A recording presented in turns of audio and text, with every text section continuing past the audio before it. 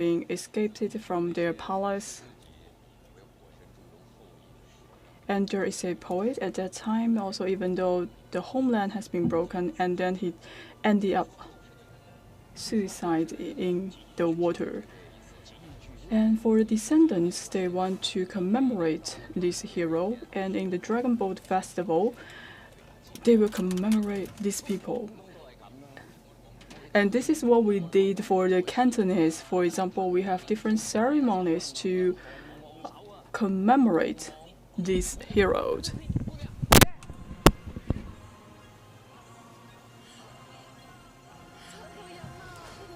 This takes very well what it is.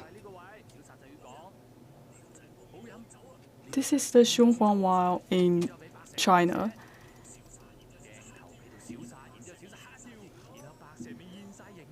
And now actually we are preparing for this ceremony for the Dragon Boat Festival. Just take a look on this year's special festival, the Petals and Passion, the Cantonese Spirit. And today we will come to Guangdong Province to experience the atmosphere of the Dragon Boat Festival. So now you could see they're actually giving us a plot of a very famous legend in China, the White Snake legend.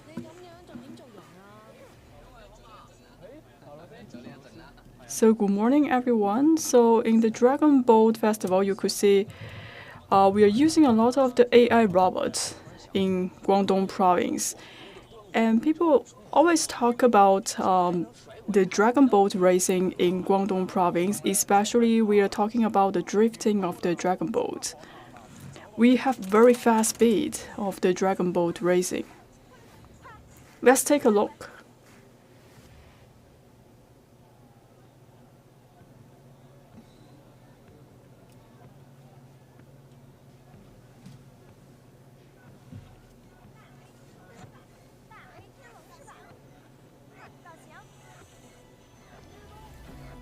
Let's get prepared and start the race.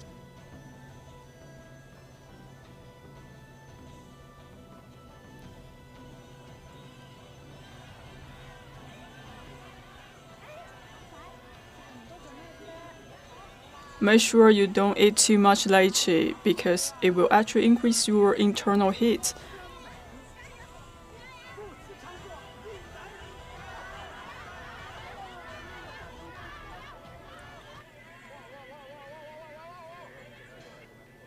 This tastes very good. And also have a legend people eat like 300 lychee every day. And also to celebrate the Dragon Boat Festival.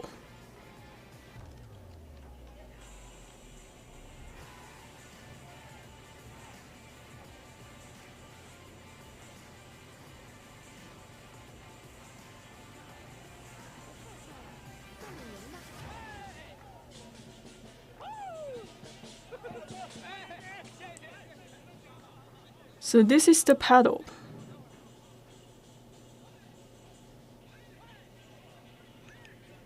So I have arrived. Give me your location. I'm already come to the Dragon Boat site. I'm about to celebrate the Dragon Boat Festival. There are a lot of activities coming on in Guangdong Province. Please join us.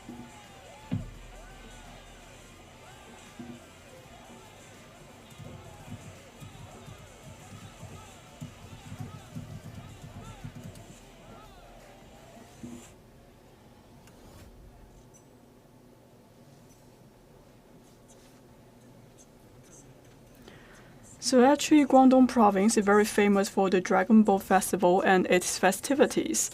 So for example, we have the vessels that can accommodate about like 70 people, and also we have the Dragon Boat Feast, can also feed 500 people. And also this shows the spirit of the Cantonese. Good morning everyone, dear viewers, welcome to our live coverage about a special coverage on the Petals and the Passion, the Cantonese Spirit. So right now I'm in the Shipai village in Guangdong Province, and today it is actually the Dragon Boat Festival, and we also have many people coming here for the dragon boat racing. And also every year at this time, you can see all the young girls and boys and also the neighborhoods, they will all come here to celebrate the Dragon Boat Festival. And also for the businessmen, they will stop working, and also all the people will come here and become athletes. And they will try to raise the dragon boat and also to uphold the spirit of the Canton. And also China is well known for the dragon boat, especially for Cantonese. And also they have spared no efforts for the dragon boat racing. And also you can see I will show you my invitation letter to you. This is from the Liede. Actually, this shows that they actually call on all the people, all the local people coming here to join the dragon boat racing.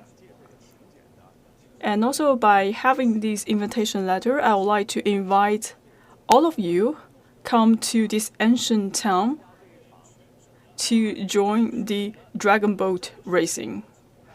And first of all, I would like to invite our special guest. So this is the invitation letter, and I should invite all the people coming here to participate in the dragon boat racing. Can you tell us more about this festival? So this year, actually, we invite people from the nearby villages, and we actually invite them to come here for the dragon boat racing. So in the May the 5th, the lunar calendar, we will call on all the people coming here to attend this dragon boat racing. And first of all, we will start by the Longtang village in the Haizhu district to attend the event. So first of all, we will come to the competition site in the Haizhu district, and also we will visit the neighborhood there, and then we will have a competition of the dragon boat. So we are using a traditional way and to visit our friends. And this also shows the deep connection between the villages. So let's get on the boat.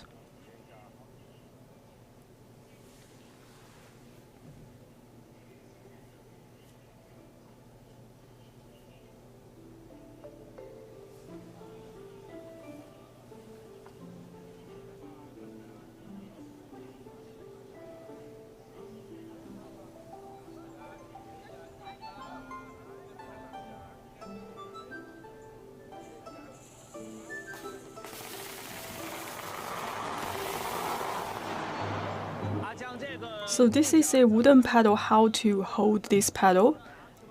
Please do it this way.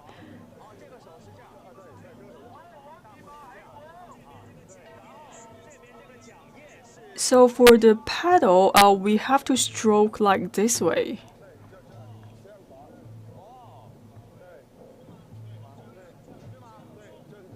Please do it this way. And also use the paddle to create the force. But we have to use our strength and also to make sure that we are coordinated to make the dragon boat move. So how to synchronize all of our movements? We have to hear the instructions from the drummers. So after we hear the bell and then we start to paddle, we are all ready. This is quite bustling today. We have so many people coming here to race the dragon boat. Are we ready? So we will do it this way for the paddling. So we have to stay steady, be patient. Do we have a rhythm? Yes. We need to shout out a slogan. For example, fight on. How do you feel? but it's a little bit tired if I keep paddling. If you have never done this before, you will feel tired, especially for the muscles on your arms. And how do you feel about the height of the water? It's perfect. So everyone get ready.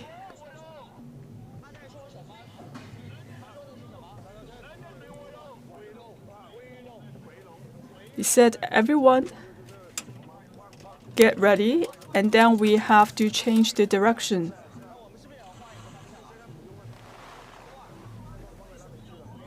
Why we need to change the direction?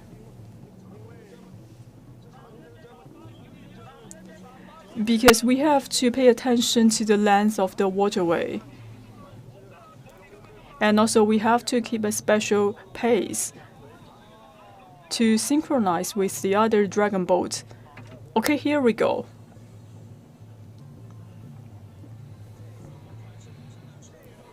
So for this one, it already made the turn.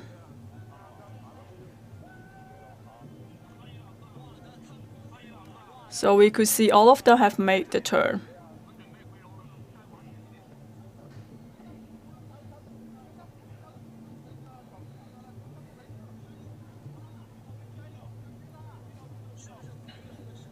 So when we turn the dragon boat, we have to be fast and change the direction. So we are getting ready to make the turn.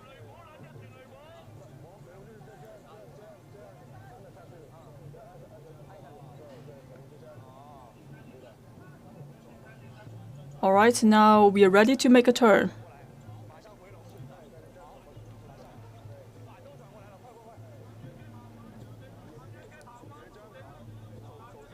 Just hold the paddle like this and keep stroking.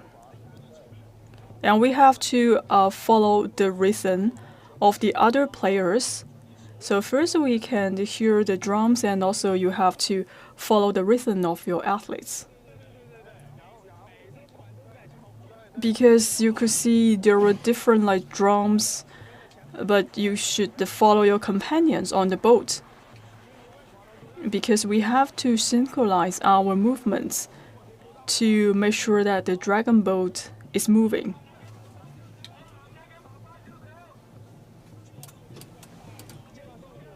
So how are we doing?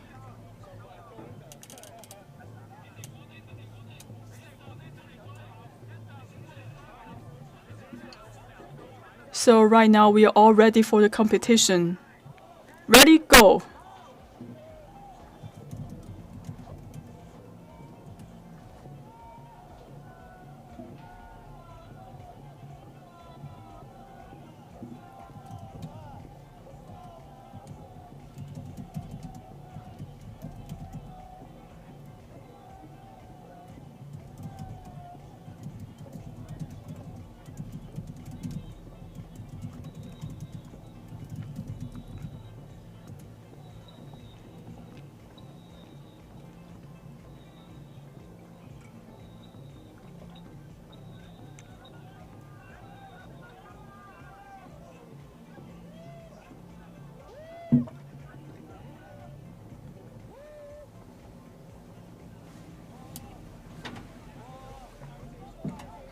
So this is the first round of the competition. It's quite thrilling. And actually this is my first time to paddle the dragon boat. Actually I can feel the Chinese civilization, and also I can feel the charm of the tradition. So right now you could see everyone is slowing down because we're about to cross the bridge. And also you could see the water level is quite high, and now we are going to the Liede village. And also it is another ancient town in Guangzhou city. So actually we can race the dragon boat from Shipai to Liede district.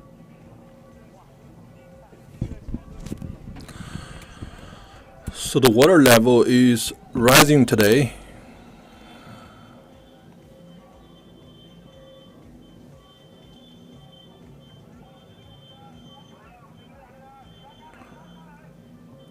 So we're getting pretty close to the bridge.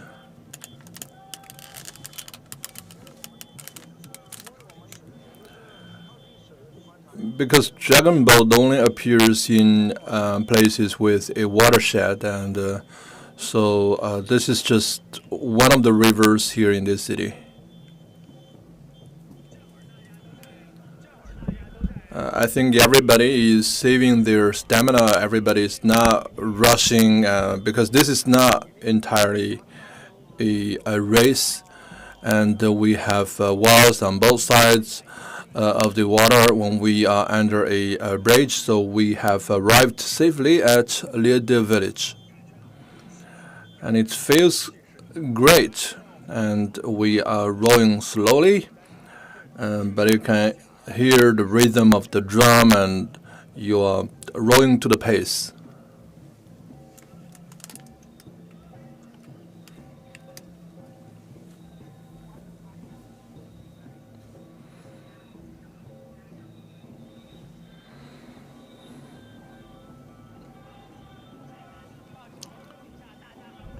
So you can hear the sound when we are under the bridge, and everybody is yelling, and this is just fantastic.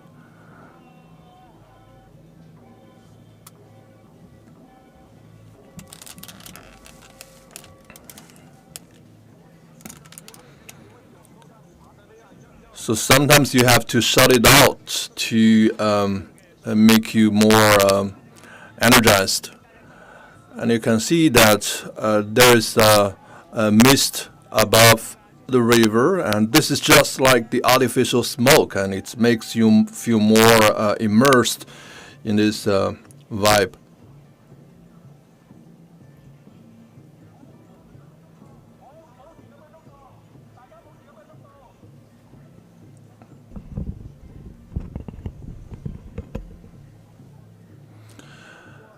And after passing this bridge, we will be arriving at Liede village.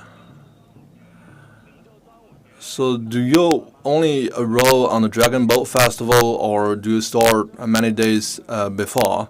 Well, from the first lunar day to the Dragon Boat Day, we would be rowing all the time. And on the first lunar day of the month, and we would pay a visit to our relatives.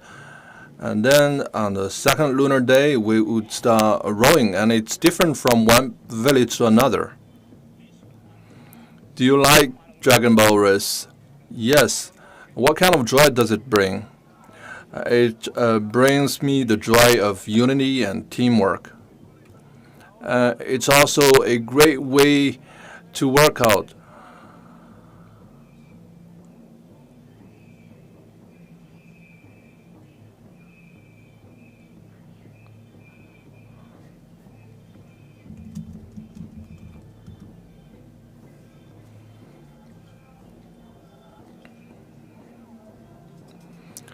So after passing this bridge, we will arrive at Liede village.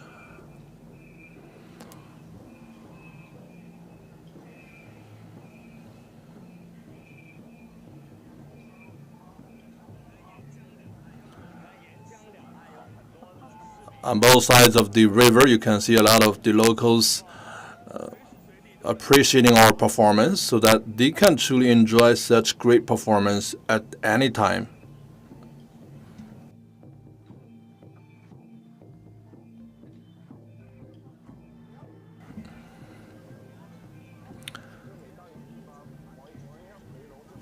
So everywhere we go, you can see such a large crowd, so we have to turn around, row towards the opposite direction. So this is just this is done so as a token of gratitude to the spectators, and it's just like visiting a friend, and you sit down, and then before you go, you wave your hand for goodbye.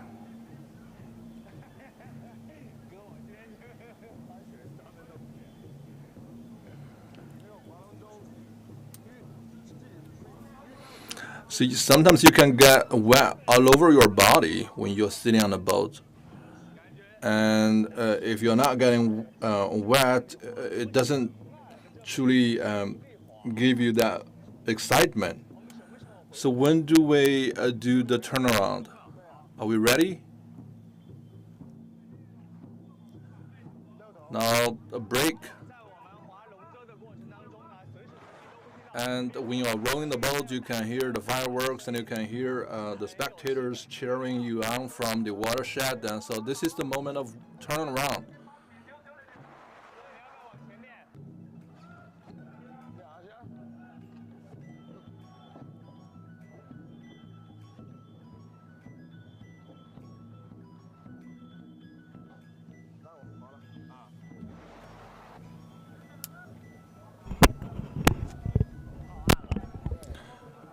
So now we are getting close to the bank because each village that we arrive, we have to have some interactions with the locals.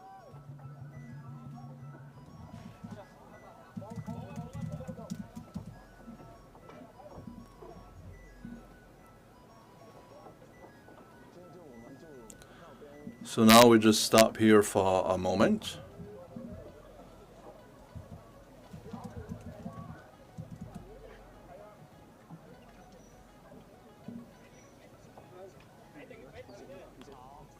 All right, now we'll disembark this boat and get on the land.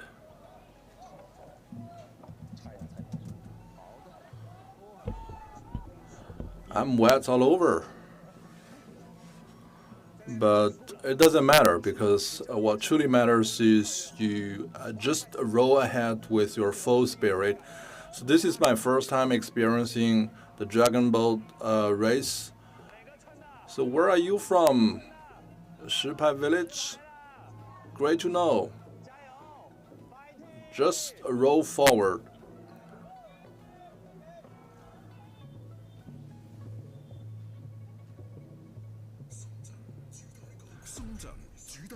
So Shenzhen is a place of Dragon Boat Festival, and we have residents from villages, and we have entrepreneurs and employees and international expats, and they are all working to celebrate this fantastic Dragon Boat Festival.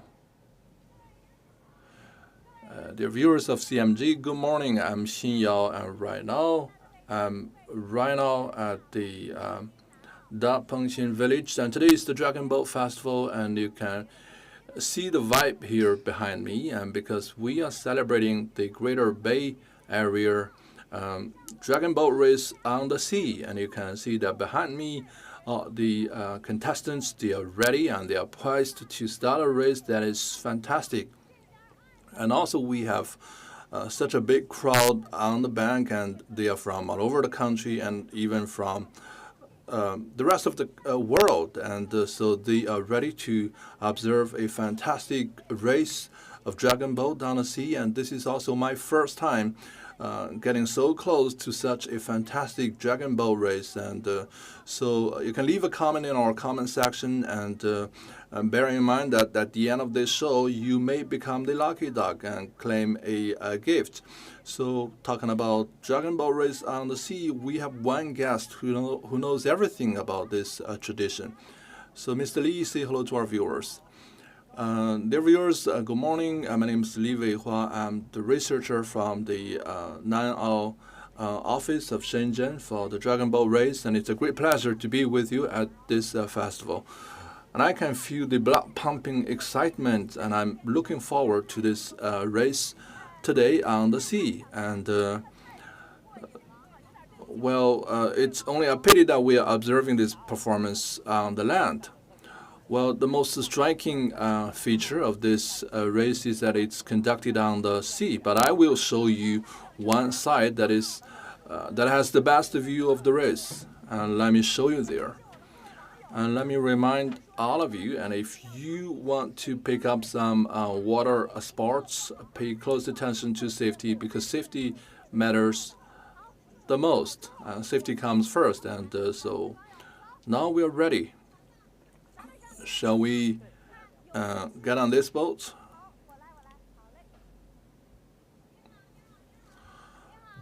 Good morning. All right, let's wait for our cameraman to get ready. And so Mr. Du is the helmsperson of this boat. And so if we are all ready, now let's just get started. So we're going to arrive at the best viewpoint on this boat. So later, does that mean that we're going to observe the race on this boat, or are we going to arrive at somewhere else? No, we're going to arrive at a big yacht. So we're going to take this canoe to that yacht, and from there we're going to observe the whole race. Yes, because when you're on that big yacht, you can have a fantastic view. Well, even here, you can see a lot of international expats on the bank who are observing this race, because Shenzhen is an international metropolis. It is open, it is diverse, and we have a lot of international friends who are joining us on this race. If they are not joining us, they are observing us, and so it's such a great feeling for you to be driving on the sea, and you have the mountain in the backdrop, and you have the sea, and you have the breeze from the ocean, and I think it's just perfect if we could have some seafood after this. Because Nan'ao is such a great place with the mountains and the sea and with such great natural environment. Nan'ao is the hosting place for on the ocean archery, and we also have the most beautiful coastline in China. Well, I have advertised this city, and I have advertised your expertise in dragon boat race on the sea, and can you tell me more about it? So this tradition has been going on for more than 100 years. And the fishermen here, they live on the sea, and they don't have a lot of relaxations, and they have one entertainment, which is racing on the sea. And it's a very small boat that can hold only 10 people. Well, let me adjust your mic, and let me put it in the right place. So over time, that became a tradition celebrated annually here. Keep it up.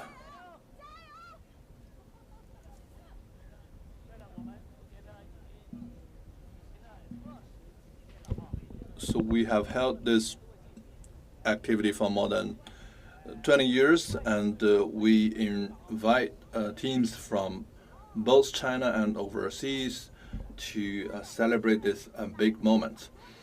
So you're seeing that we have an international representation here, and so a lot of the races are held on the river and on the lake. And what is the difference of racing on the sea? Well, on the sea it's quite different. The difference is just enormous, and you have to be technically ready, and you need to demonstrate greater team spirit. And so you can see that we have big currents and waves, and so when you are paddling, it's a lot more challenging, and you can see that from my hair. And so when the seawater gets splashed on your body, and you feel very cool, and the seawater here is crystal clear. We have a great day today. So over the years,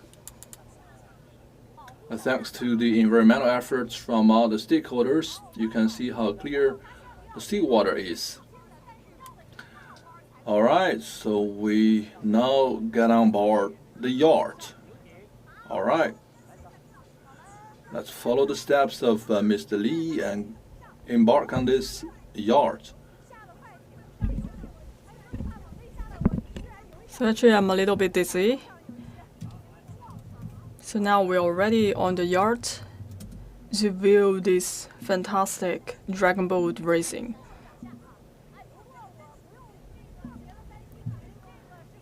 But for you, I would say you're quite familiar with this kind of feeling because you always check out this dragon boat racing on the yacht. Yes, indeed, because we have a lot of work have to be done offshore, and today we're about to see the dragon boat racing, and this is the racing place area. And also you could see we have many buoyants, and all this is the starting point. So like now I would like to introduce this area. So this is the place where we gather most of the people here to view this dragon boat race. And also we have like different teams, they are all ready for the race. And today we have 18 teams participating in the race. So what is the rule? So actually we are benchmark our race with the international standards. For example, the setup of the waterway, and also we have very professional referees, and we have a 500-meter waterway. We have 2 rounds of the competition, and each round we have like 3 groups. And in the end, we will calculate the total points of the teams. And this is a test of the physical strength of our players because they have to save some of their energy for the second round. And also for the coach, they also have to pay attention to this, for example, to coach them how to save their energy. Actually, the offshore dragon boat racing is quite difficult and challenging because we have a lot of wave and also a very strong wind. Well, this is the real live coverage. Just check out the games. And also here I can see there were different marks, the red marks and also the yellow flags, and also we have some sailing boats. So what do they mean? So first of all, we are seeing some of different colors of the flags. This also marks the canals and also the waterways. So for the fishermen, they are very experienced, and that is the way how they set up the waterways and the competition area. So first you have to throw the anchors to stabilize all of these flags. And when we are experiencing the tidal bore, and it could raise up to 10 meters.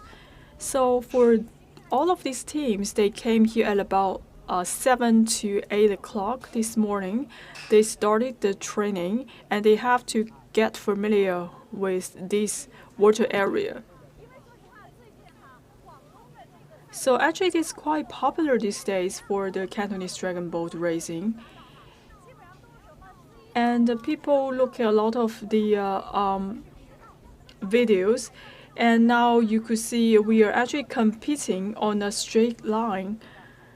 So we have like different standards, especially we have higher standards for the competition for the offshore dragon boat racing. So that's why we invite them to come to the competition area in advance so they can get familiar with the water areas.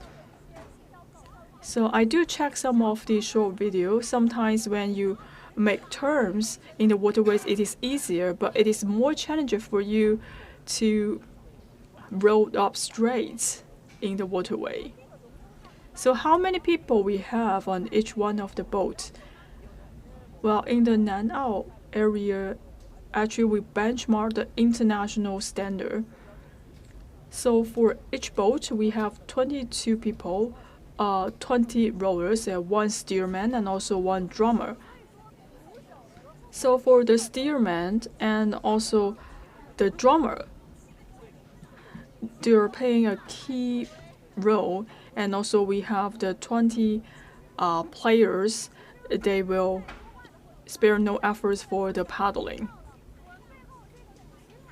So also we have so many people coming here to cheer up for the teams. And also we are seeing different types of the boats coming here to celebrate the Dragon Boat Festival. So as I just said, we have 5 traditions for the Nanao. And also we have like a special feast to prepare for the local audience. And just now you're seeing the grand celebration for the fishermen living in the Nanao district in the Shenzhen.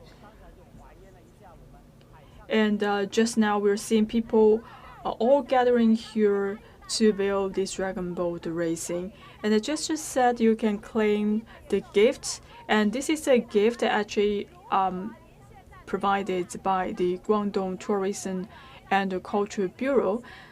So make sure you tap into our live coverage from the CCTV app, and then you could have a lucky wheel, and please click into the wheel and make sure you click the wheel to see whether you can claim the reward.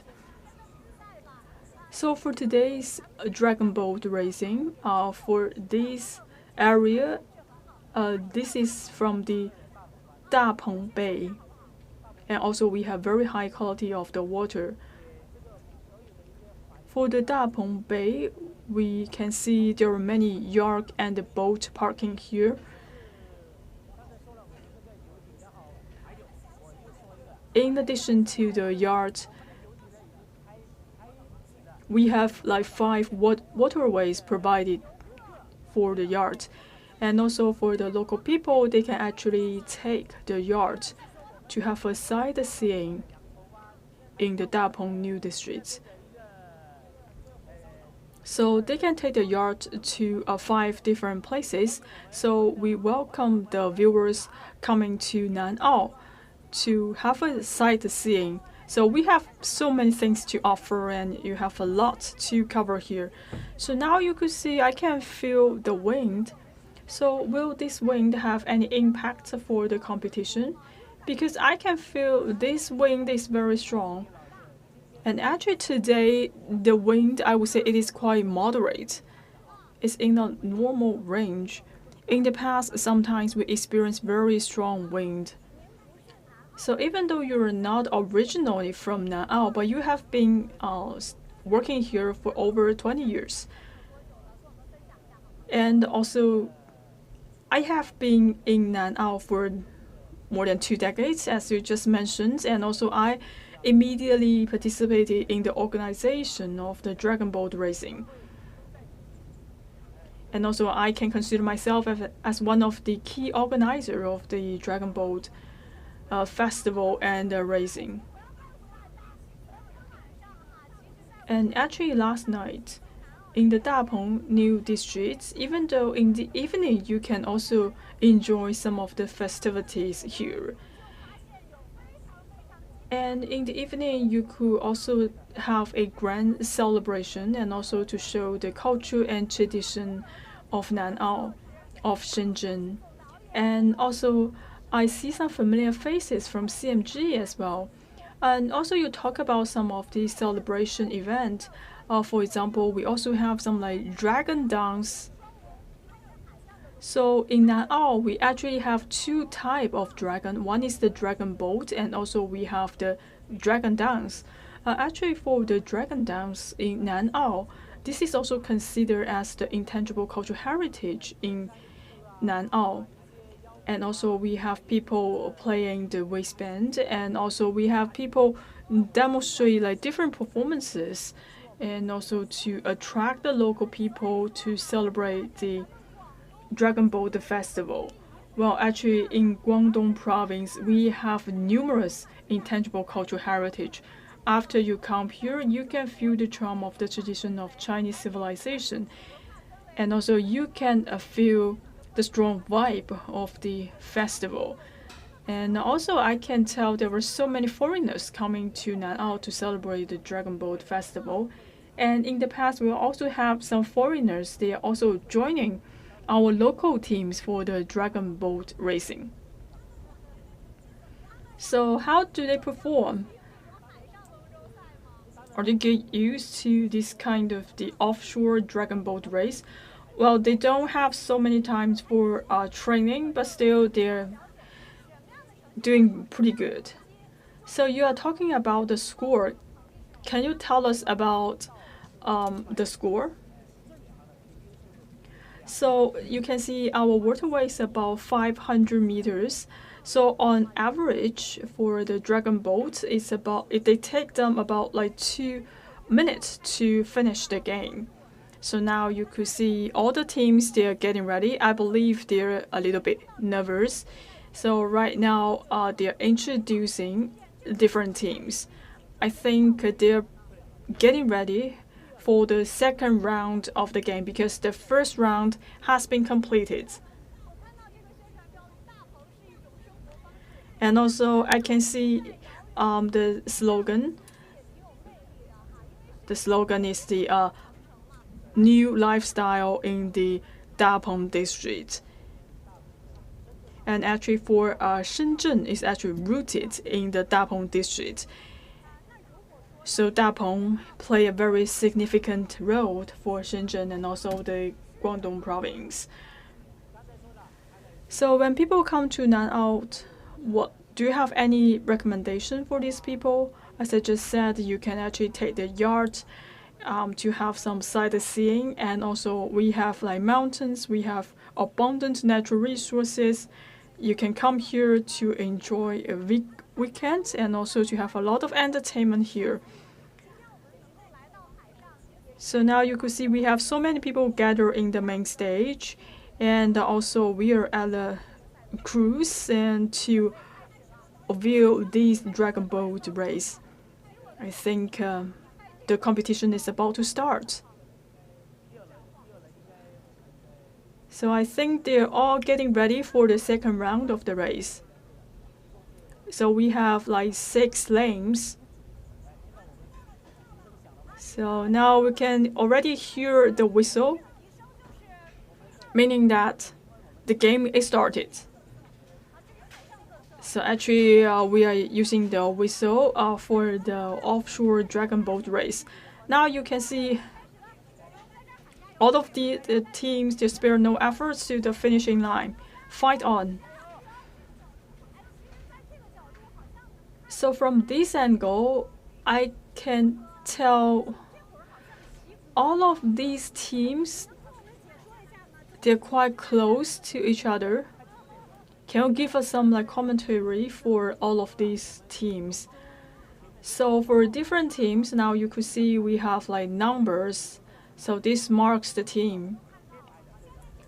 So the middle name, I think on the lane 2, I think they are leading the others.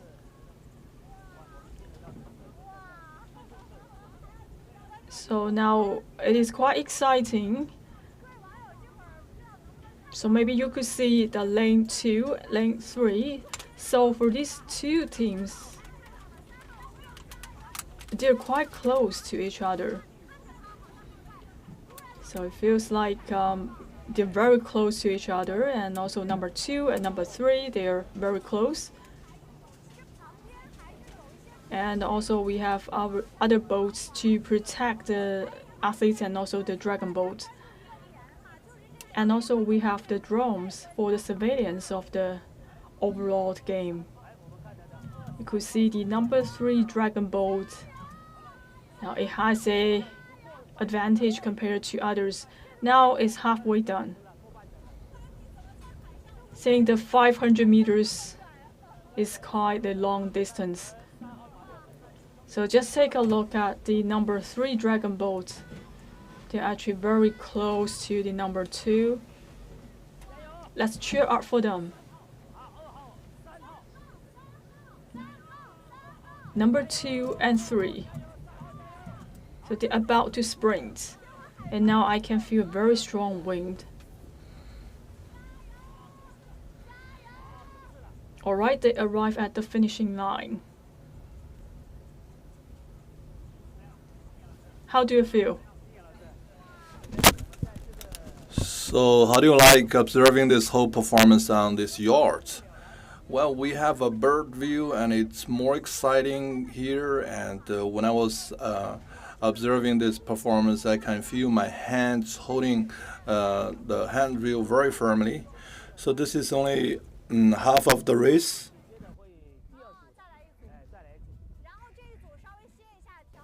So we're gonna have a second half. All right.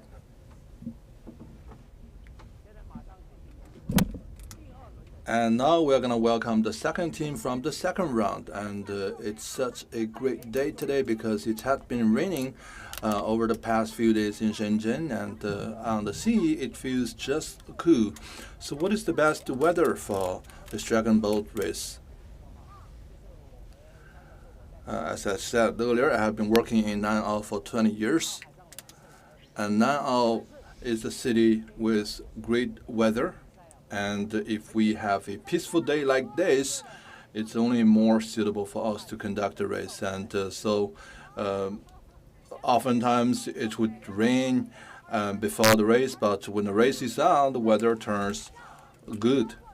And I think we are going to welcome the second team of the second round.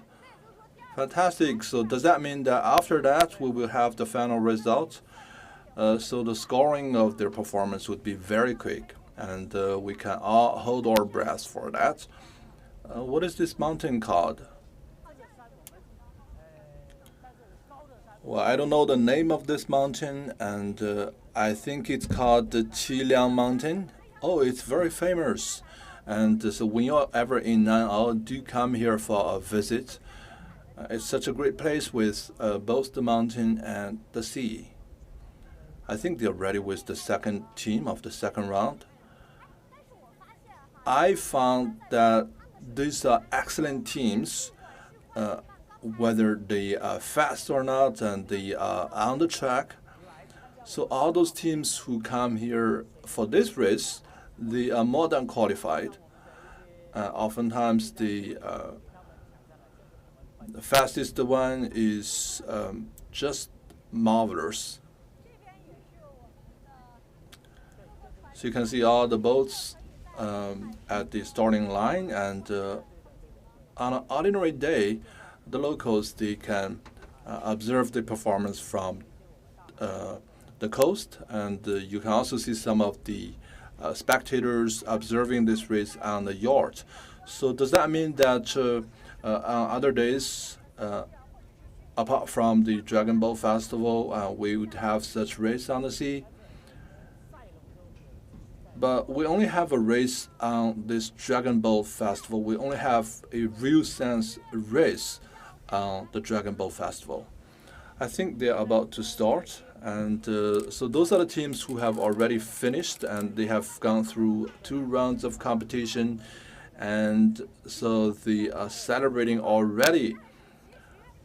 But who will be the champion? And it's still too early to draw the conclusion because we still have 2 teams, and they can just celebrate for the time being, but we will know who gets to become the final champion. All right. You hear the siren, and now the second team is rushing to the finishing line.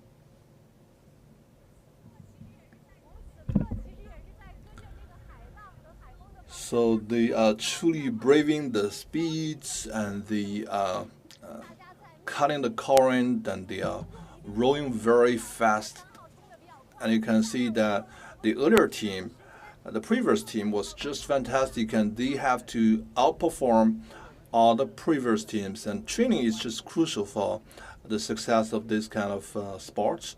And the trainers and the coach, all the players, they are very dedicated in the training period. And you can see that they are just rowing to their fullest spirit. And we have drones who are taking footage of this, and we also have boats who are standing by just in case of any emergencies. And we also have rescue boats and teams available both on the sea and on the land. All right, you can hear them shout, and this is just fantastic, and we have to cheer them on. And I think it's lane 3 or lane 4, and lane 3 has just outperformed Lane 4. Just go for it. And Lane 6 is lagging behind. And I found out that when you are rowing, you have to bend your body and you have to just focus and follow the rhythm and row in a pace. And I think Lane 3 and Lane 4, they are neck and neck, and so fantastic. And you can hear the shout from the spectators on the land. Fantastic. And do you hear that? You hear how excited those spectators are on the land?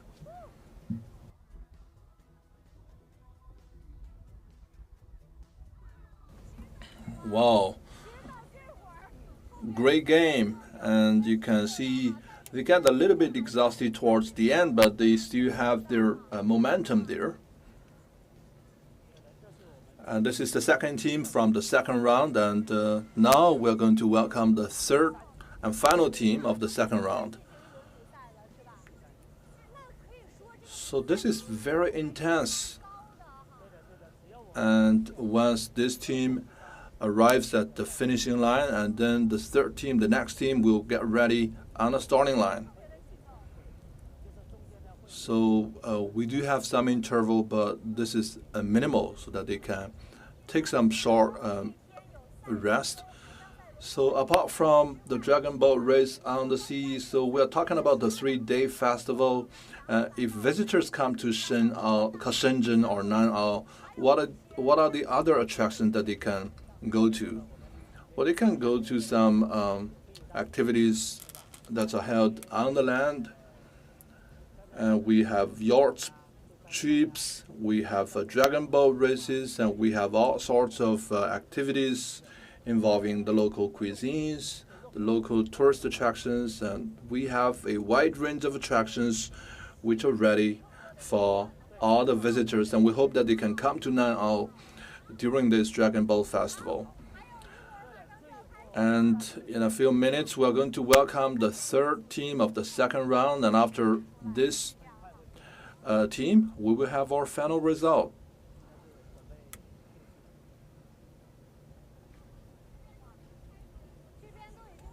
All right, they are already celebrating, and I believe they could be the winners. And they're very excited after such a sprint, and they're also very relaxed after crossing the finishing line. So this is where you can truly feel the vibe of that atmosphere, the vibe of such a dragon boat race. And so this is my first time celebrating this on the sea. I'm from North China, and normally we would just have some drones and that's it. But in the south, it's totally different. You hear the siren, and now the third team of the second round is rushing towards the finishing line. All right, you can also hear the drum beats. Again, this is the last team of the second round of the competition.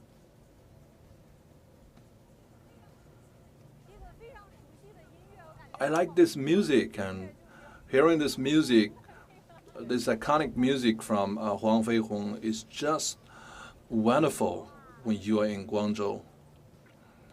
So we have altogether 6 teams, and you can see that lane 3 and lane 4, and they are leading, and lane 2. So you really cannot tell who will become the winner at this point, but let's hold our breath. So why don't you serve as our commentator? All right, ladies and gentlemen, welcome to this final race of the Dragon Boat competition on the sea. And you can see that the boats on lane 3 is leading, and you can see that they are paddling on the drum beats, and you can see that they are truly very dedicated and they are in their full spirits, and boat number 3 is truly leading at this moment. And now boat 2 is catching up. Fantastic! So you can see that the boats on lane 2 and 3, they are leading the race. So this is a breathtaking moment, and now you know who the winner is.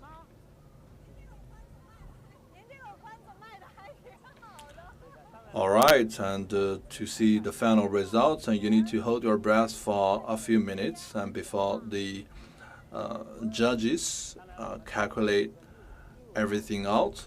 And you can see that boat 6 has just crossed the finishing line, and they are in full spirit.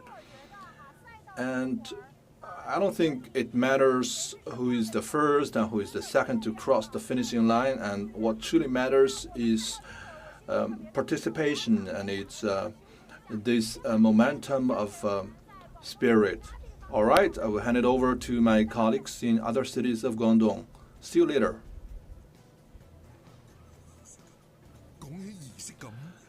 So what is happening in Dongguan? Let's check it out. And in Dongguan, they are building a full industrial chain of the Dragon Boat Festival, and so we will later check out the eye dotting ceremony in Dongguan. Right now, I'm at Dongguan of Guangzhou, and you can see how the crowd is ignited. And why don't you say hello to our viewers first? So we have already invited the dragon head, and what's next? So you can see the parade, and this is a dragon parade in the town, and we can just follow the parade.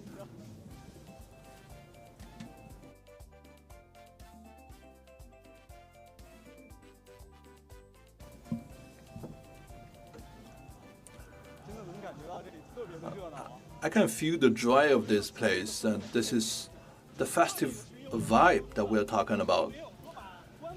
We're not celebrating the spectators and the performers, and everybody can become a performer in the parade, and it's just like the two of us, and we are walking in the crowd in a parade, and it's truly different between observing as a spectator and participating as a parader.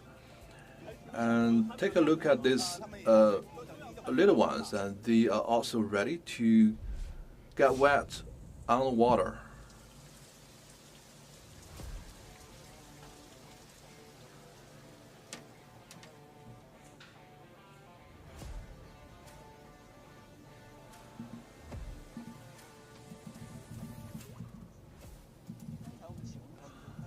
So, how long can we date this tradition back? So how long is this boat that we're talking about? So it's 31 meters long, and so this tradition has been celebrated for hundreds of years. And so each and every day on this festival, no matter how harsh the weather could be, and we would just celebrate this race on the water. And paddlers, their age range from 8 to 70 and 80. So we bring on board a lot of teenagers, because we hope that this tradition can be sustained for generations to come. And we hope more people can get involved in this tradition so that this tradition can flourish in the coming decades. And so how is the dragon boat produced? We will bring you to Zhongtang Town. Good morning, my name is Shao Xuecheng. I'm the head of the research center of the dragon boat here, and so we have been manufacturing dragon boat for hundreds of years, and I will give you some introduction about how this boat is manufactured. Huo Pei is the craftsman behind this technique, and his entire life has been dedicated to the manufacturing of dragon boat. So our viewers want to know what are the procedures that they follow in producing these boats. So can you take us on a tour about this process? So So this is a traditional dragon boat. You could see on the two sides. It's up in the air, and also you have this weave and try to connect the different woods and to make sure that the boat is more stable. And also this is called the pillar of the dragon boat. So for these pillars, they can connect the woods to make sure that for all of these dragon boat is solid. Now we will check the different types of wood. So actually for the different types of wood, they have different flexibility and also they have different qualities. So it takes years for people to find out the suitable wood to build boat. So you could see for all of these dragon boats, it could take over tens of years. And also it have a very long history of this dragon boat, and also they're able to break the wave. And also you could see for all these people, they're trying to lift the boat up in the air, and this is the charm of the traditional culture. So here in this place, we have the seniors and also we have young people who can inherit this kind of tradition, and also shows the spirit of the Chinese people. So we are rooted in this river, but we are trying to spare no efforts to raise the dragon boat. Now we are coming to the city of Qingyuan. We are actually focusing on the endurance. We are competing on our perseverance. So we have to fight until the very end to know who is the winner.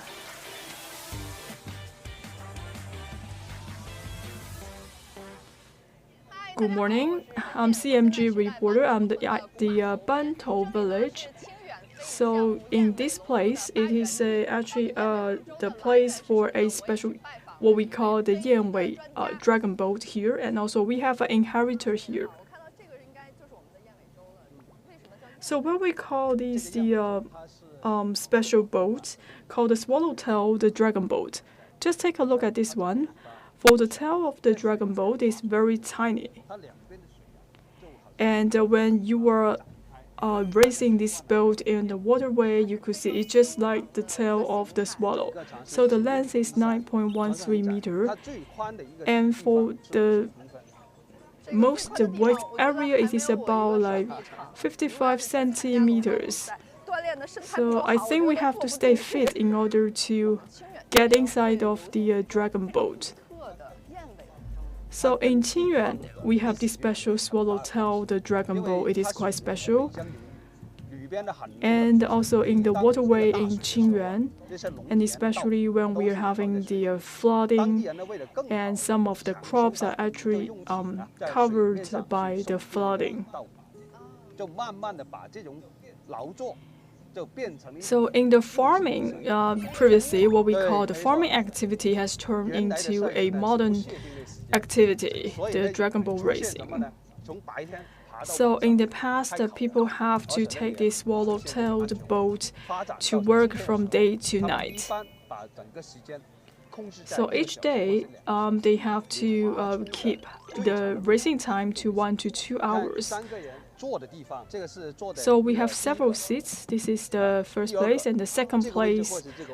And the players can choose where they sit. And this is the 3 places for our 3 players. For these 3 people, they have to stay coordinated because for the swallowtail, boat is very narrow. We have to stay safe on the boat. The third person, they have to be very skillful. For example, they have to make sure that the boat is balanced. Let's feel how this swallowtail boat works. So I'm all ready, and also I have to take off my shoes. So I will sit in the middle.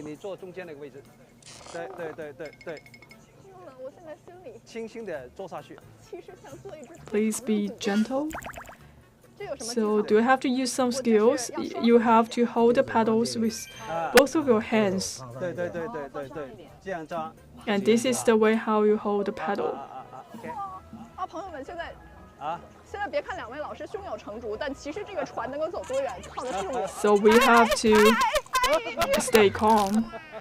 今天体验了一下摸鱼划水的快乐。 Just have a very short experience on how to stroke the swallow-tailed boat. So for the swallow-tailed boat, so only have like 3 people to compete on the race. And it is actually a fine tradition in Qingwei City. Now we will turn to another city and we will go to Zhongshan City to see how's the Dragon Boat racing going there. So in the Zhongshan, we have the Clam Shell boat.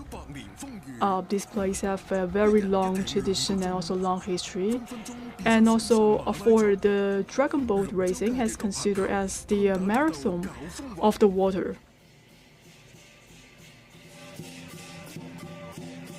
Good morning, I'm CMG reporter, and right now I'm in Zhongshan. This is the Fusha village, and this is the Changti Bay. And in this place, we have a very long history of the Dragon Ball history. And actually, in Zhongshan, it is quite special, and we have the very small size of the dragon boat. They will take this small boat, what we call the Clam Shell boat, for the daily activities. And pretty soon, we will have a competition.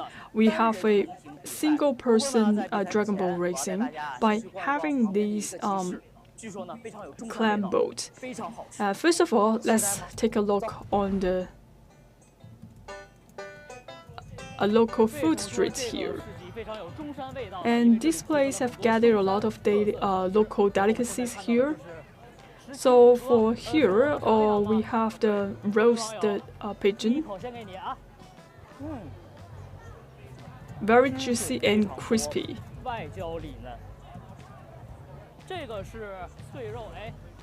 And also we have the roast belly pork. Just take a look. It is very tasty.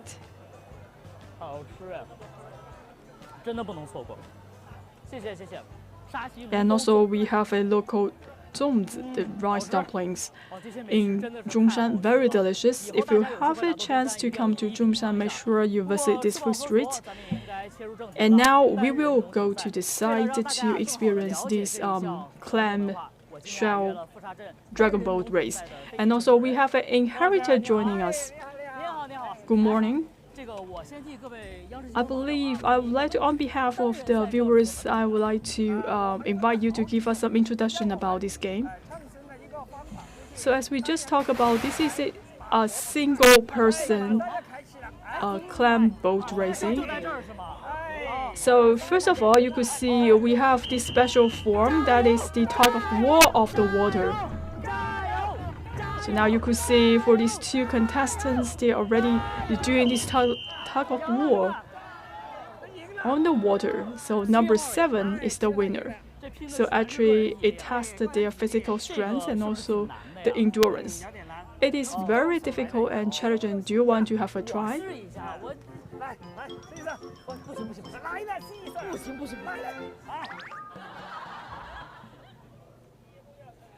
So first of all, get on the boat.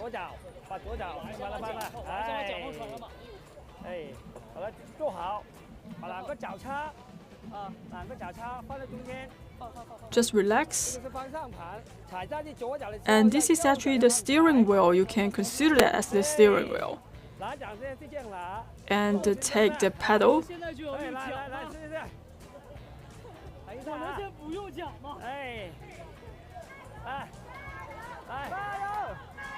You can see the audience is all cheering up for the CMG reporter.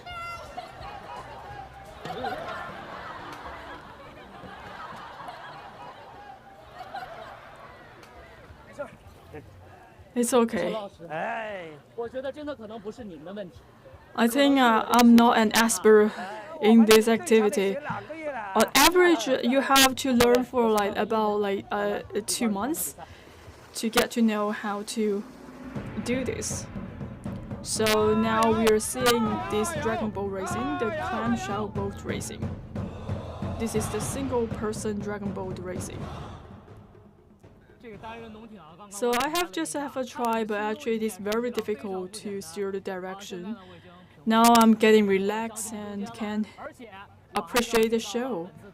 And also I'm joined by the commentator of this single-person clamshell boat. So can you give us some introduction about this single-person dragon boat racing? So what is the length of the waterway? So this is actually a folk sports event. So for this one, we have like different age groups. We have like young people, and also we have the adults. So they have to race for about like 30 kilometers. So it is a test of their perseverance. So where is the finishing line? Well, for example, they have to collect the letters. So this is also shows the auspiciousness. So for this single-person clamshell boat racing, is also considered as the intangible cultural heritage of Zhongshan City. So now it is the last round. So now for these two contestants, they're very close to each other. So number 3, they're actually coming to the sprint. Well, it's actually number 8.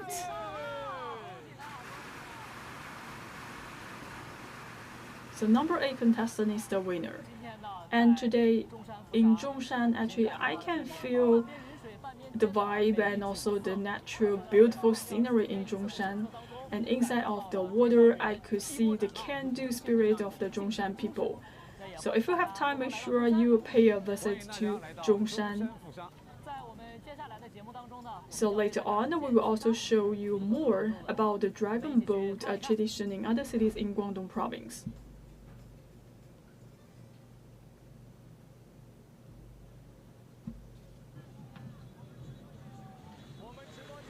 So welcome back. So this is my first time to enjoy the Dragon Boat Festival in Guangdong Province. And now you can see we have so many people gathered here, and also you can hear the sound of the fireworks, and also we can see many dragon boats gathering here for another round of the competition. So I feel so excited here. Over here, if I don't raise my voice, you cannot hear me. So here now you could see we have like many people coming here, and also on the two sides of the banks we have so many audience spectators coming here to join the dragon boat racing. And also you can hearing people cheering up for the teams, and also you can hear the sound of the fireworks.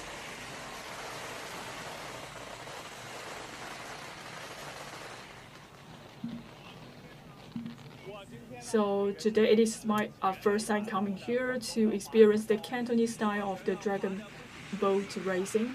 It is not only showing the solidarity but also shows the spirit of the Cantonese. So except for your physical strength, and also you have to shout out the slogan. Actually, it can show the spirit, and also it can demonstrate the ethos of the whole team. After you shout, and then you have more energy to row the boat. So now I'm still at the Liede village in the Guangzhou city, and actually it is very famous in Guangzhou city. So here now you could see we have the skyscrapers, and this place is very modern. And this is the center of Guangzhou city. And for this small village, it have also thousands of years of history, and it have originated from North Song Dynasty. And also for the name of the Liede also have a very long history. Actually, we can hear the fireworks, and we also know very well about the tradition of Liede, it also shows that you need to have to make a lot of efforts to achieve what you want. Yeah, this is conveying a message that to get something, you have to fight for it. And this is also demonstrating the Guangdong spirit of fighting for success. And the Liede village is filled with the joy of the festival. And on the Dragon Boat Festival, there are many different customs, and I will show you into this program one by one. And I have a guest, Mr. Shi, and so it's so loud here. And but welcome to Liede village. And can you face your camera? So welcome to Liede village, and it's such a great day. And take a look at those dragon boats on the river, and those are dragon boats from many different villages. And they also disembark the boats and get on the river bank to enjoy some tea and some zons. And they also visit their relatives in Liede. So I'm holding a invitation letter here, and so this is the invitation letter from many of the activities. So this is a live program, and we want to show a immersive experience to our viewers in Liede village. Well, you can hear the firework. So you can hear the firework, and this tells you how vibrant this festival is. Wow, again. And so I'm like a field reporter today, because this Dragon Boat Festival and Dragon Boat race is just like a field that I'm covering. And you mentioned that at the village of Liede there are many different customs. So where will be our first stop? And we are already here. Good morning. Nice to meet you. So you need to present your invitation letter, and then you will get a paper. Thank you very much. And now we're gonna go to the second stop. We have plenty of beverages and plenty of good stuff to eat. And we have some dim sums here, and so this is a place of hospitality, and we treat our guests with cakes, with drinks, to show our hospitality. So what is this cake? So this is the local cake that represents unity and harmony.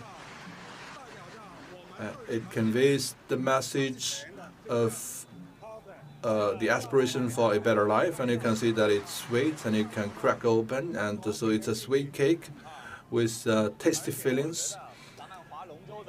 And all those dragon boat players, and when they get exhausted on the water, and they can get here and enjoy some of the cakes. So this is the tradition from thousands of years ago, and this is a gesture to show our hospitality. And since everybody is here, we have to treat them with good drinks and good food, and this is also a chance for us to reinforce our friendship. So this is called the dragon boat cake. Fantastic. So again, what are the meanings and messages of this cake? It conveys our aspiration for better, greater life, longevity and happiness, a good harvest. So it conveys all the good wishes and good messages. So what are the other customs that we celebrate? So we have a long tradition of celebrating the festival with numerous activities. For example, when the dragon boat arrives at the village, we welcome them off board, and when the dragon boat is here, and they can meet one another, and we will treat them with good food, with a big feast, and they can chat around, and they can just catch up. So this is a socializing opportunity. So do you row the boat? Yes, I do. Everybody does here, and this has been a tradition here for many, many generations. And you can see that all the guys, they row the boats, and they are all athletes and elites, I would say. So we all row the boat because this is a tradition here. We all share one enthusiasm, and so let me have a quick interview. And did you just finish rowing the boat? How do you feel? I feel excited. And how fast did you go? We went very fast, and so we outperformed all the other teams. Fantastic! I wish you peace and prosperity on this Dragon Boat Festival. So for the Dragon Boat Festival, we not only row the dragon boat. When we are rowing the boat, we are demonstrating the spirit of unity and teamwork, harmony, diligence, and perseverance. So truly this is a great spirit and great tradition that we celebrate here, and we believe that happiness is fought. And so later, when we arrive at the Dragon Boat Feast, you can give us more introduction. And so this is just a lovely day. And so I have another guest who is joining me to give us more introduction. So my name is Zhang Weichao. So this is the dragon head, and that is the dragon tail over there. I saw that from a distance a while back. So this is the dragon head on the dragon boat. So are you the craftsman behind this? Yes, I'm an inheritor of this intangible cultural heritage. So how long does it take for you to make this? It's between 10 and 15 days. It's so delicate, and tell us more about it. So we have to take into consideration the local culture and history of the village, and we need to demonstrate those elements, such as the belief of the village, the culture, the tradition of that village. So this is actually tailor-made. This is customized in accordance with their unique traditions of the village. This is the dragon head that we designed just for this Liede village. So because the locals, they regard this as the real dragon, and you need to pay close attention to each and every detail on the dragon head. They truly believe this is the real dragon, and this is their cultural tattoo. And you can take a look at the horns of the dragon. This is actually the horns of a deer. And so in China's north, and the horns of the deers, they will drop during March and April. So we just pick them up and transport them all the way here and put them on this dragon head. So how long will this last? Well, this will last for at least 100 years, because then we're using a particular wood, and it will resist the moisture and humidity. So what about the color? Well, as I mentioned earlier, and we will have to take into consideration the local tradition, their own culture and belief system, and then decide what color we employ on this dragon head. So, is there any correlation between the design of the dragon head and the speed of the boat? Yes, of course. And this is the dragon head used on the boat for race. And so we have to take into consideration what kind of spirit it conveys, and also we have to take into consideration aerodynamics. And you need to show the racing spirit. So you can see that we have some ornaments and decorations on a dragon's horn, and this is a very particular one. And is there any relationship between the size and the speed? Yes, I think so. Yeah, it has to be not so big, but this one is not so small. And this is the unique feature of the dragon boat in Guangdong, and the dragon head has to be conspicuous. It has to be this big.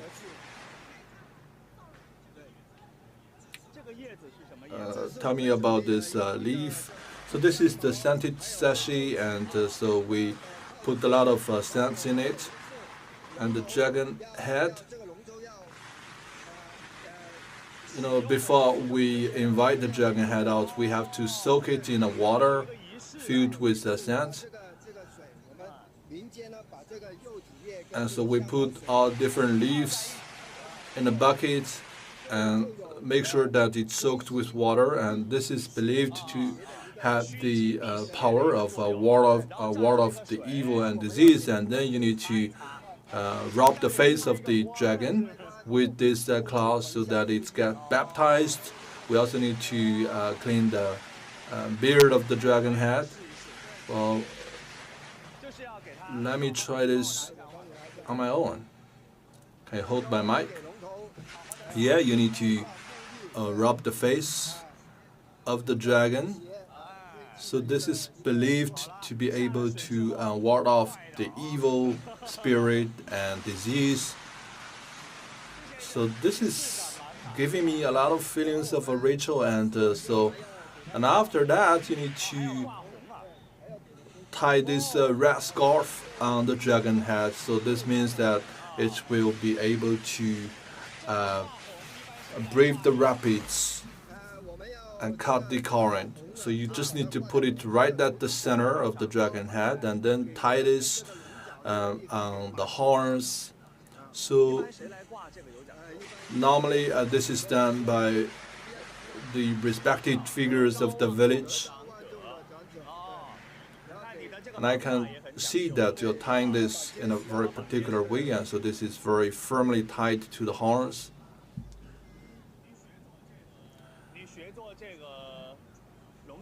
So how long have you been able to do this? Well, I have been able to do this for 20 years. And I have been doing this for 20 years. I started when I was a teenager. Thank you very much. Thank you for introducing this to us, and this is just fantastic. I wish you peace and prosperity on this Dragon Boat Festival. Thank you very much. Well, this is just too lovely, and we hear too much fireworks. And I have to show everyone here, and this is such a lovely place, and this is the capital of cuisine and gourmet.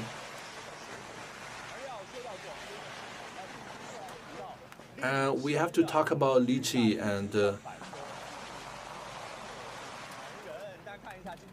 you can see we have all types of lychee today, and nice to meet you. Say hello to our viewers. My name is Zhang Yuwei, and I'm promoting the lychee from Maoming today. So this is from Maoming.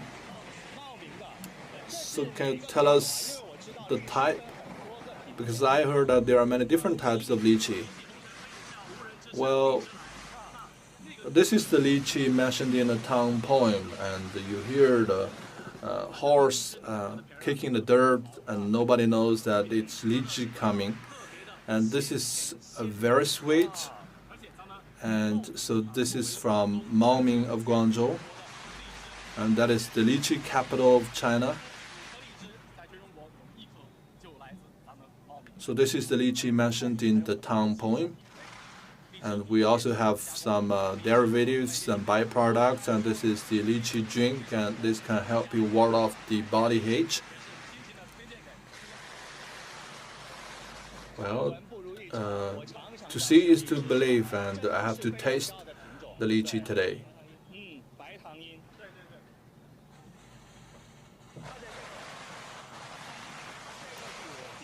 So you can see how fresh it is just by looking at the skin.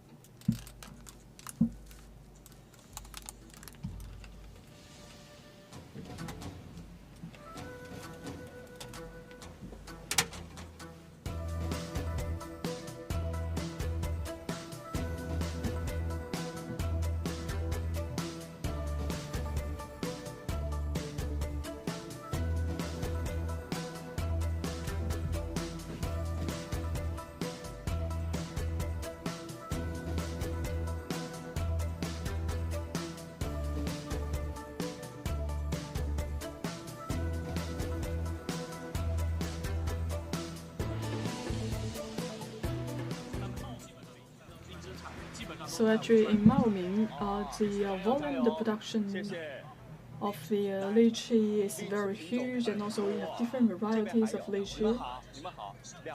So now you can see you are all dressed up. Please say hi to our viewers. So good morning. So we are actually cosplay some of the famous people, and we are coming here to promote our lychee. So this is the lychee from Huizhou. This is what we call the Donghuo lychee. And this the variety is called Feizi Xiao. It is very famous in Guangdong Province. And I know for Su Shi and Zhao Ying, they're actually coming to Huizhou from Suzhou, and let's take a look at all of this lychee. It is quite different compared to the one we just saw, the Bai Tangying lychee. If I look at the skin, I can see the difference.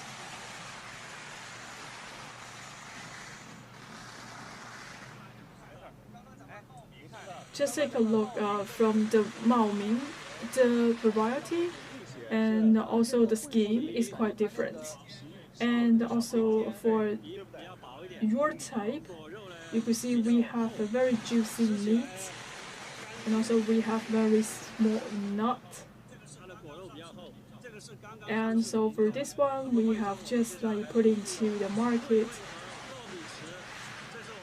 And also we will continue to have the new variety coming to the market, what we call the Nuomi lychee. It has a very tiny nut, and very delicious and juicy of the meat. And actually for Su Dongpo, he loves lychee very much, and also he write up like tens of the poems. And the most famous one is that he wanted to eat lychee like 300 pieces one day, and also he wanted to be Cantonese. And also he actually gave a lot of kind comments about the lychee. And he loved lychee very much, and also he speaks highly about the Huizhou of Guangdong Province. And also he showed his affection really to the local people and also the natural environment of Huizhou. And because of the delicacy and also because of lychee, and that's why he wrote up the poems and always talk about 300 lychee in Huizhou. So what about this one? And actually, this is the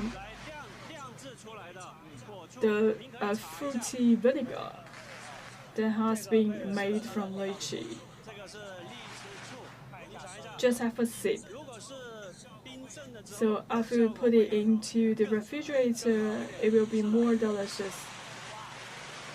Well, I can actually feel the strong sense of the vinegar. And also, we have some like cultural products and creative products. And for Huizhou, we have a lot of people coming here for travel, and that's why we are making all of these creative products. Thank you very much for introduction of the lychee from Huizhou.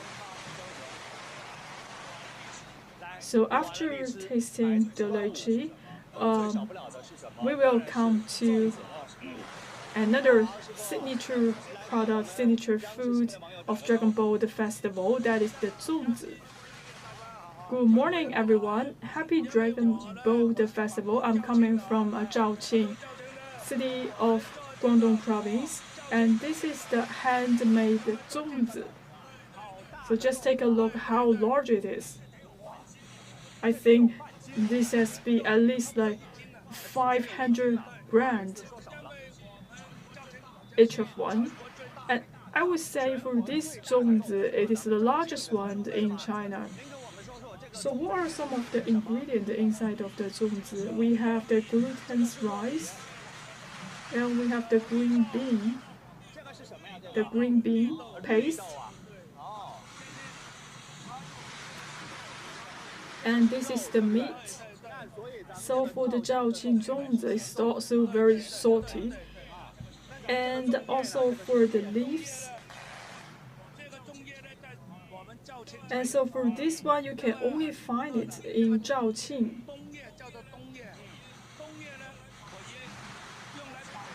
So for this kind of the bamboo leaves, actually you can make sure that the zongzi can stay fresh. So how we make the zongzi and how we cook the zongzi. So in the past, we have to braise it or boil it for 8 hours.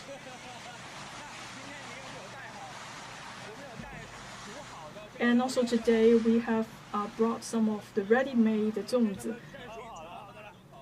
So you cook it for 8 hours. Well, I think I have to take 8 hours to finish this one.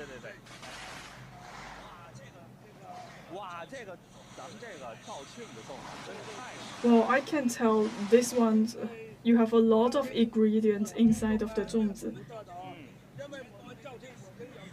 So for Zhaoqing, we have 1,000 years of history.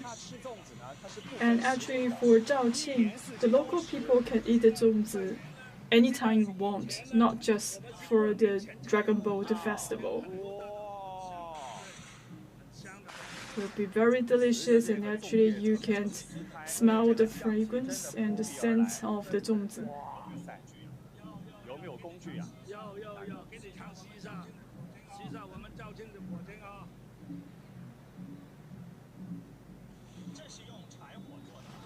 So actually for the zongzi is bred up from the leaves from the palm tree.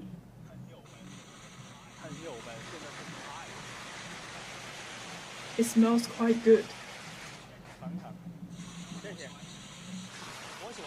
So I would like to have a taste.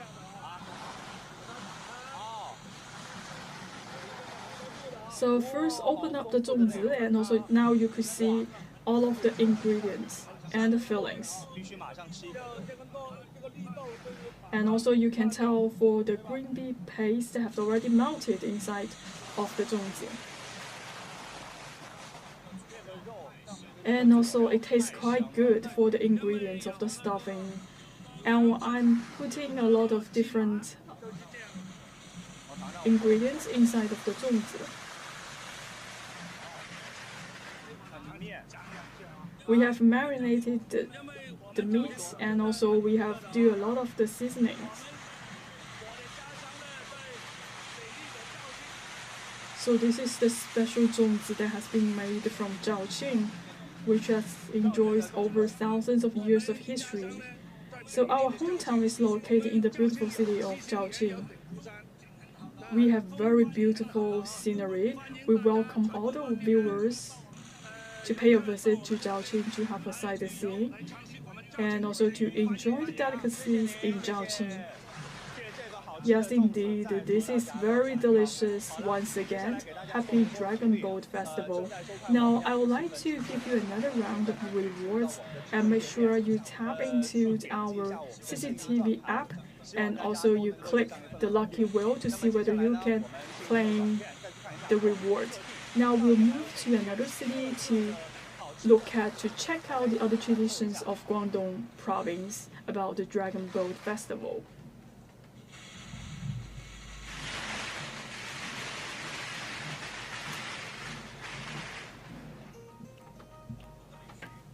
So I believe all the people love the food in Guangdong Province. So for the Dragon Boat Festival, so you could see many people have integrate the Dragon Boat traditions and also the culture into the local food here. So for example, this is what we call the Dragon Boat Feast. So we try to put some of the ingredients into the shape of a dragon boat. So now you could see different types of vegetables and different types of the fruits into this cuisine. So lychee is actually a seasonal fruit in Guangdong Province. So we also bring some of the local food with the ingredients of lychee. It's very refreshing.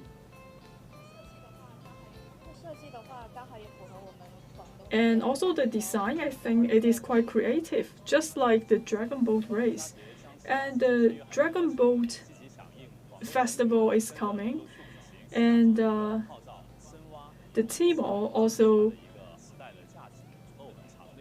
giving a lot of promotions and work together with the merchants. For example, we have coming up a lot of the activities and festivities to the local people so that they can feel the Cantonese culture and also the Cantonese spirit. So now you could see the combination of the food and also the dragon boat culture. Now you could see for Cantonese, they are doing a lot of work to make sure that on one side people can enjoy the food, on the other side they can celebrate the Dragon Boat Festival. So we are always bear in mind the aspiration of our people for a better life. So we work with the vendors, and also we are promoting a lot of the specialized food and also the services to boost the consumption for the local people. And also we are using a lot of the seasonal fruits, and also to attract the local people and to make sure that we can bring more diverse experience to the consumers. So for Guangzhou City, we sincerely invite all the people coming to Timor.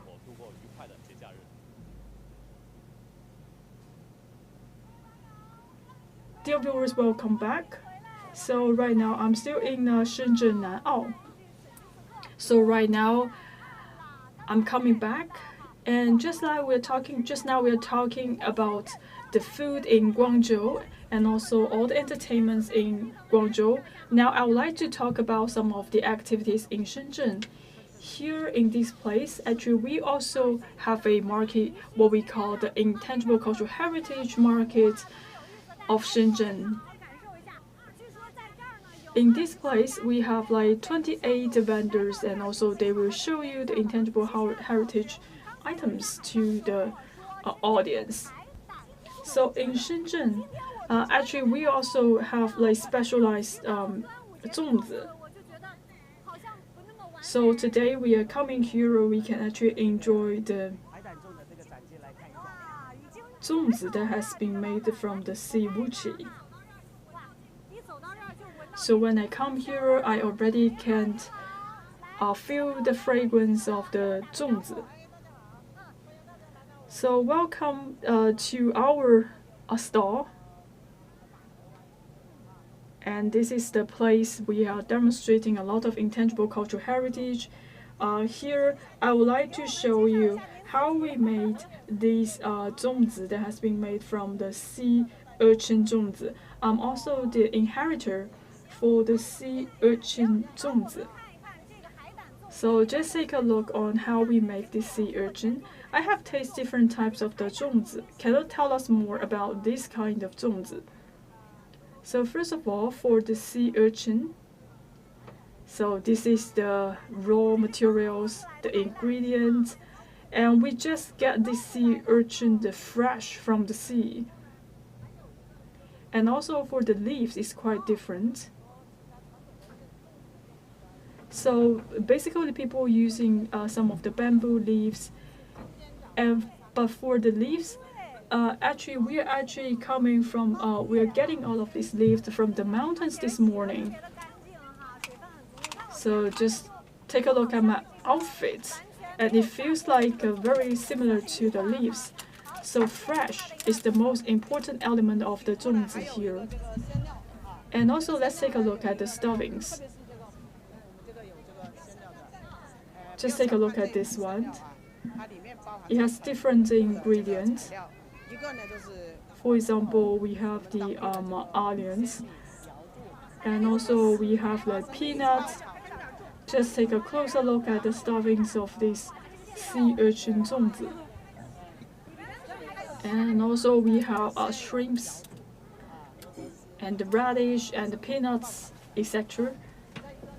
And also we have the belly pork. And we all made this morning. So we have to prepare this for 3 hours. So you can see that you need to put them, keep them apart. Fantastic, and I need to take a bite. Well, I believe that you have enjoyed this many times, but today's offering is a little bit special. Let me just take one bite. Wow, it's such a great feeling to enjoy this with the sea breeze. It's very tasteful, and so you can see that all the rice is very tasteful. So nowadays, a lot of the zones that we cook is steamed, but we use the boiling method, which is more traditional. So this can guarantee the perfect level of maturity, and it's glutinous in your mouth, and it's also very fresh. And I hope more and more of you can come to Nan'ao and can check out all the food stands here. Thank you very much for your introduction. And for the interest of time, we have to accelerate our pace a little bit. And so this is an area that is demonstrating 28 intangible cultural heritages. So give us more introduction here.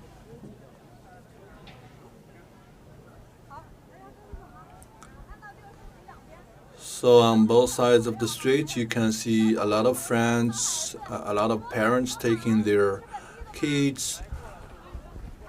Great to meet you. Are you locals here? Well, let's check out this one. And I still have some zooms in my mouth, but never mind. Say hello to our viewers. So I'm an inheritor of a particular cake and bakery. So this is intangible cultural heritage, right? Yes, and this is the glutinous rice puddings, and we have a diverse range of elements for the fillings, such as peanuts. So this is a particular bakery in Guangzhou, and so you can enjoy it. You can have a bite. Fantastic, and because I'm eating too much already, so as Mr. Lee has mentioned, wow, this is such a big crowd, and you can see many of the spectators and the attracted to the science exhibition, and they have a lot of tools that they sell, for example, walking sticks, etc. So why do you set up such a science expo? So we want to show all the visitors what this city offers in this new era, and talking about science and technology. And this is a drone. So speaking of the devils, and so why don't you say hello to our viewers? Good morning. I'm from the Forest Fire Rescue Squad of the Greater Bay Area, and it's a great pleasure meeting all of you today. So I can see that you have one booth here, and this is just one of your exhibits. Tell us something about it. So this is a drone, that is deployed on missions of surveillance and rescue missions. So it looks very familiar, and it's just like the drone that we use for aerial footages. And so we have been using this for maritime surveillance and patrolling. Yes, and it is designed for many purposes. It can be used for surveillance and patrolling over the sea and over the mountains. And we have many dragon boat races. So we use this to ensure safety, and this is a high-tech product, and we can cover the entire scene that is down below so that we can identify some of the safety hazards. So do we also patrol the mountains with these drones? Yes, we can do that. It's multifunctional, and for forest fire prevention, we can use this as a reconnaissance drone so that we can gain the real-time footage from a distance.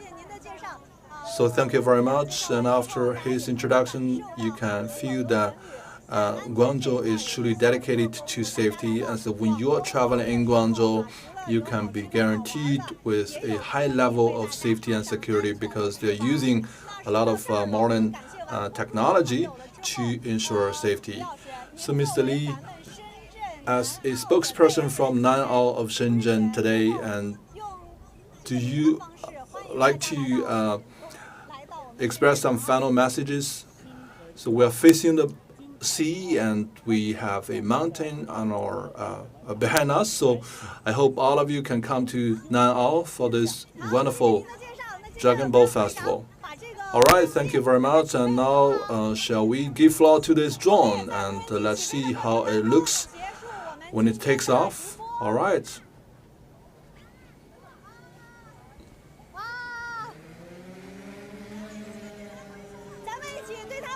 Well, let's wave goodbye to this drone. And thank you very much. And thank you very much to all the spectators. And so Nan'ao of Shenzhen is ready, and the Tourism Authority of Guangzhou is ready for your visit.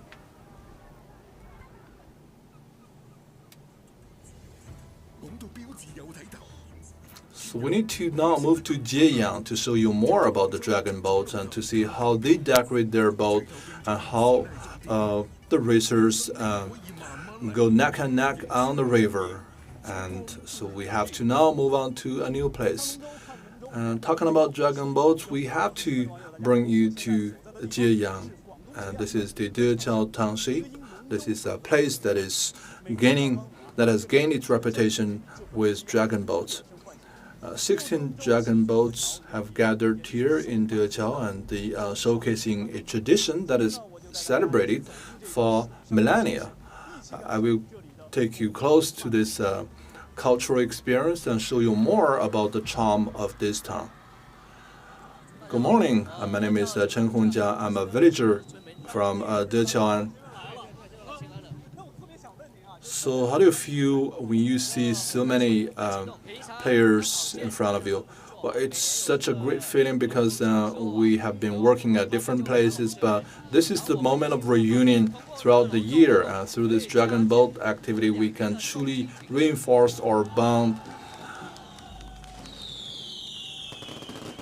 So this is the welcome ceremony, and it's very brief, but very exciting.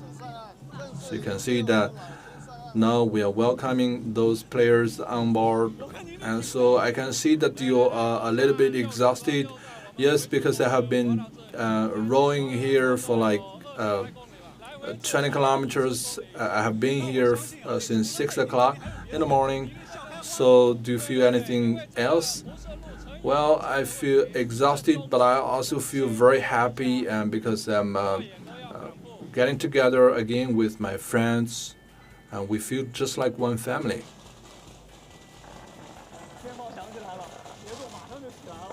So with the firework, the race has kicked off. Take a look at the dragon head. And take a look at the details. And the nose is just like the one that is on the bow, and the horn is from the deer. So nobody actually cares what a real dragon looks like, but everybody cares about what kind of spirit it is conveying. And we don't have any teeth for the dragon. And I believe this is the more literal side of the image. So take a look at those inscriptions and those patterns, and we have birds and the fish dragon inscribed on the dragon head as decorations. And we also have a small lantern at the back of the dragon head, and so this is also typical in Guangdong. And so tell us something about the dragon beard. The dragon beard conveys the message of good luck and safety. So how come a little boy is sitting at the front?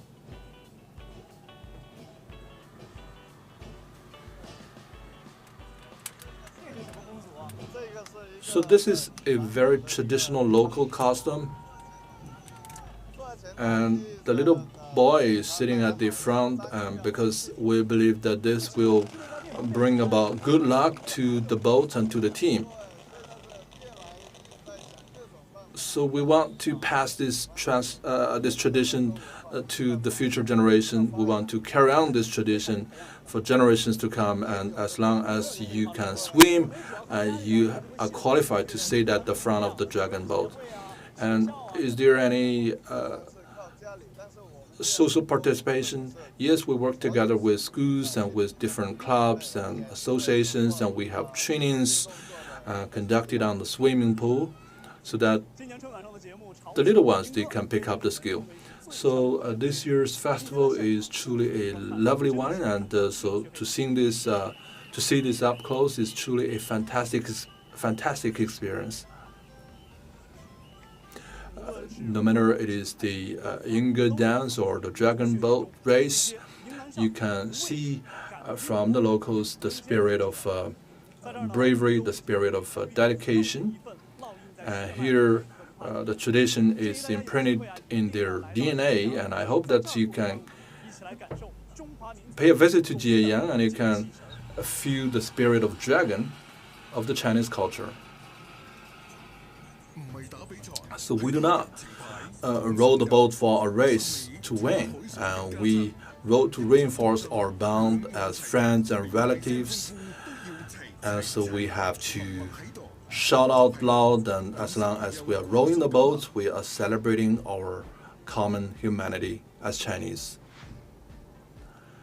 Good morning, I'm CMG reporter Jiang Haoyu.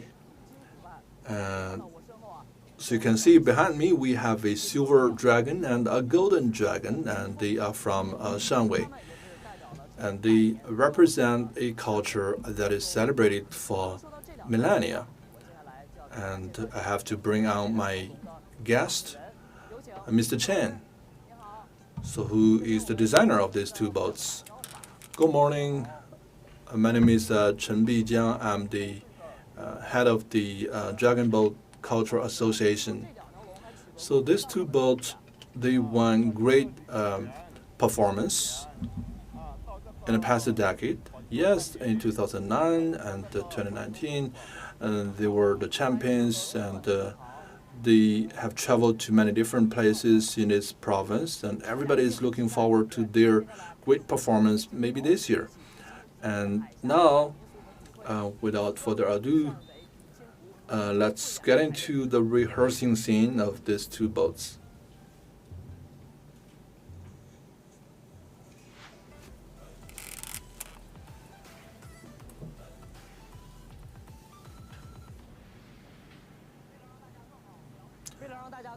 To give you more about the dragon boat culture in Shanwei, I have another guest in this part of the program.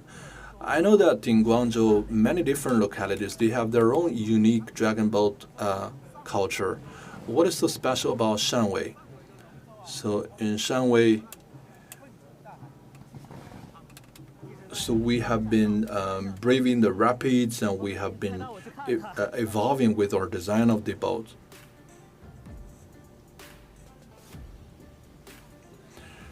And you can see that the players and they are ready to disembark the boat. And so apart from the Dragon Boat Festival, what are the other traditions that you celebrate in Shanwei?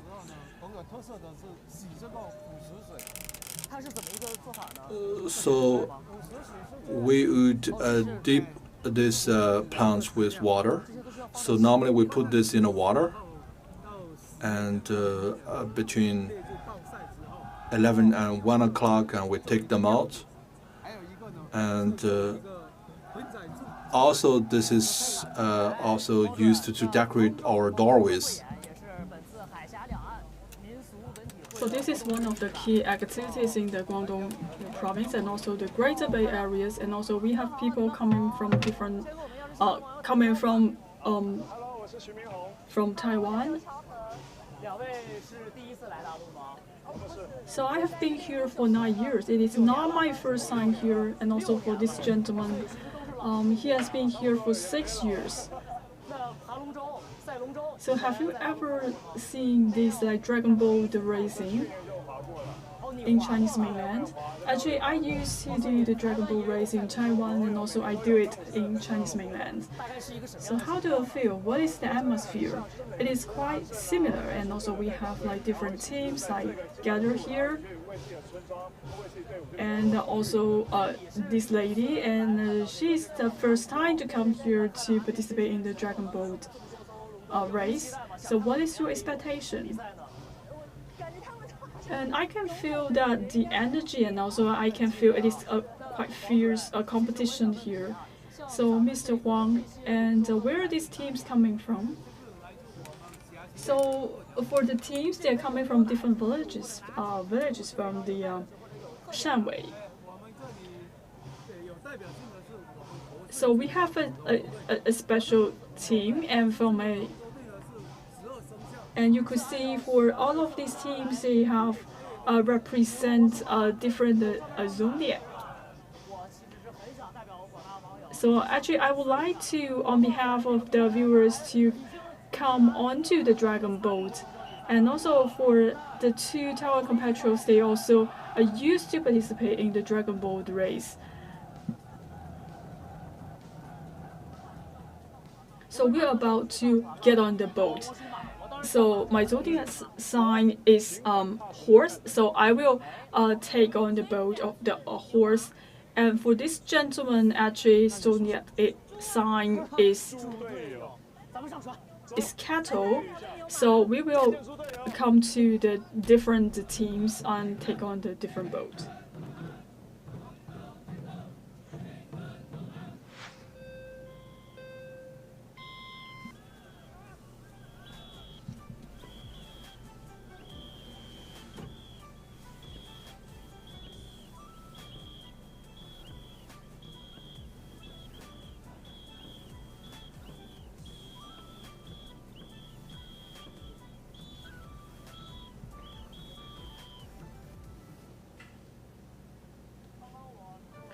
So just now, with my fellow brotherhood and 500 meters of race, I would say it is quite fierce. And I hope in the future we can form the solidarity through the sport of the Dragon Boat racing. And also, again, welcome to Shanwei, and enjoy the seafood and also to enjoy the vibe of the Dragon Boat Festival. Stay tuned with us. So now we are talking about the city of Yangjiang.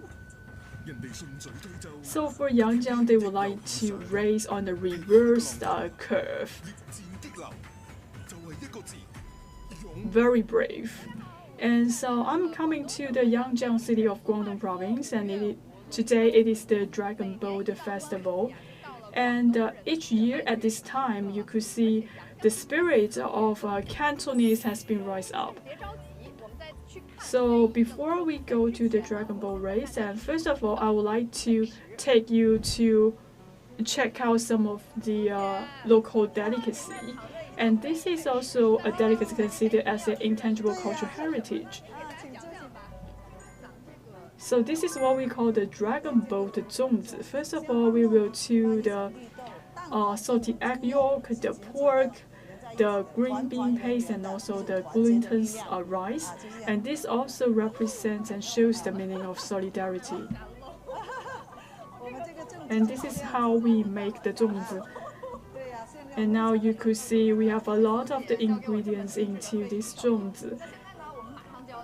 So pretty soon we're about to participate in the very bustling and intriguing dragon boat feast.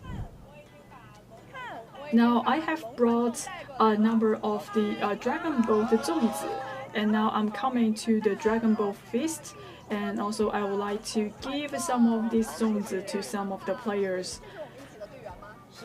So we are coming from Yangjiang team. So our average age is about 20 years old. You're quite young. So let's get started to enjoy the delicious food.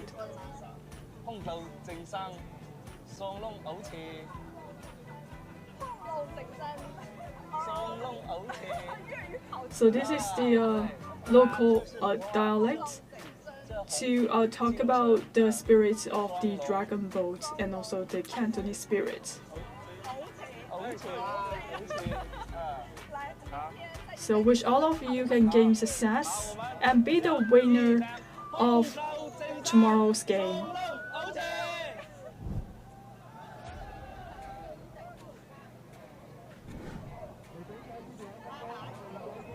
So for the dragon boat race in Yangjiang is quite different. Actually, they have to race against the current of the water wave. And we have like 51 people on the boat altogether, and also they have like different roles. We have the drummers, and also, of course, we have the steerman. And for the other rowers, they have to synchronize their movements and keep paddling until the end of the finishing line.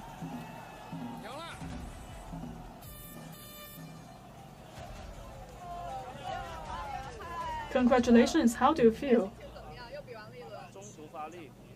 So we have to increase the frequency of the paddling gradually, and hopefully you can be the winner in the end. And now we will move to Foshan, the Diejiao village, Nanhai district of Foshan. Foshan is a place that is well known for its long tradition of the dragon boat racing. And especially we want to mention about the popular dragon boat drifting. So we have to be very fast and also to make sharp turns for the drifting of the dragon boat.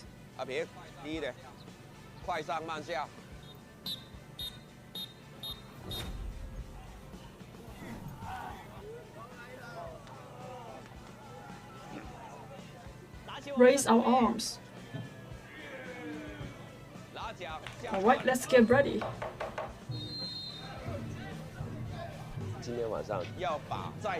So today our goal is to break our record. So dear viewers, right now we are at the Diejiao village, Foshan of Nanhai district. So He is the commentator today. So now today we will give you a very spectacular show of the dragon boat drifting that is happening in Foshan. So now you can see this is a very crazy sports competition, the dragon boat drifting. So this is an S-curve racing course. It has about like 560 meters. So they have to do a lot of like challenger work. For example, they need to make sharp turns, and also they have to be extremely fast. So they have to be very fast and also to make the drift when necessary. So just take a look at the starting line. So for this team who are wearing the orange jersey, they used to be the champion of this game. Right now you could see the game started.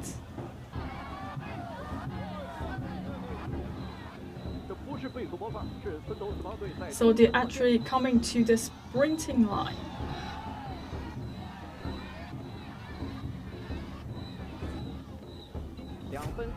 2 minutes 39 seconds. Once again, they break the record. It is not just a demonstration of their skills, and also they need to uphold their honors. Now we have another team who would like to challenge the record. So for this team, each year they will replace like 3 to 6 players, and also they have a lot of people born after 1990s. Now you could see they're full of energy and made full efforts to the finishing line. They try to break the waves and also make very sharp turns.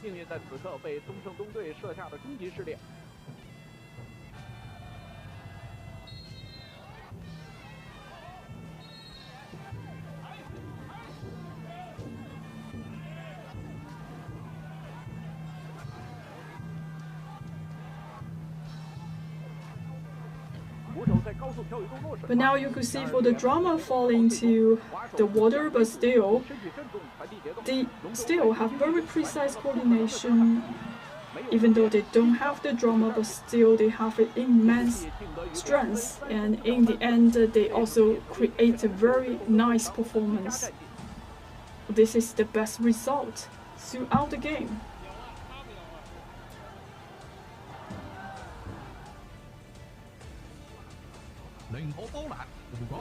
So for this type of the Dragon Boat drifting, they have to be very fast even though they encounter very difficulties. For example, if they experience the sharp turn, they have to make the judgment. Especially for the steerman, they have to anticipate the curve. And sometimes you could see for some of the players, they fall inside of the water, but still they have to keep fighting until the very end.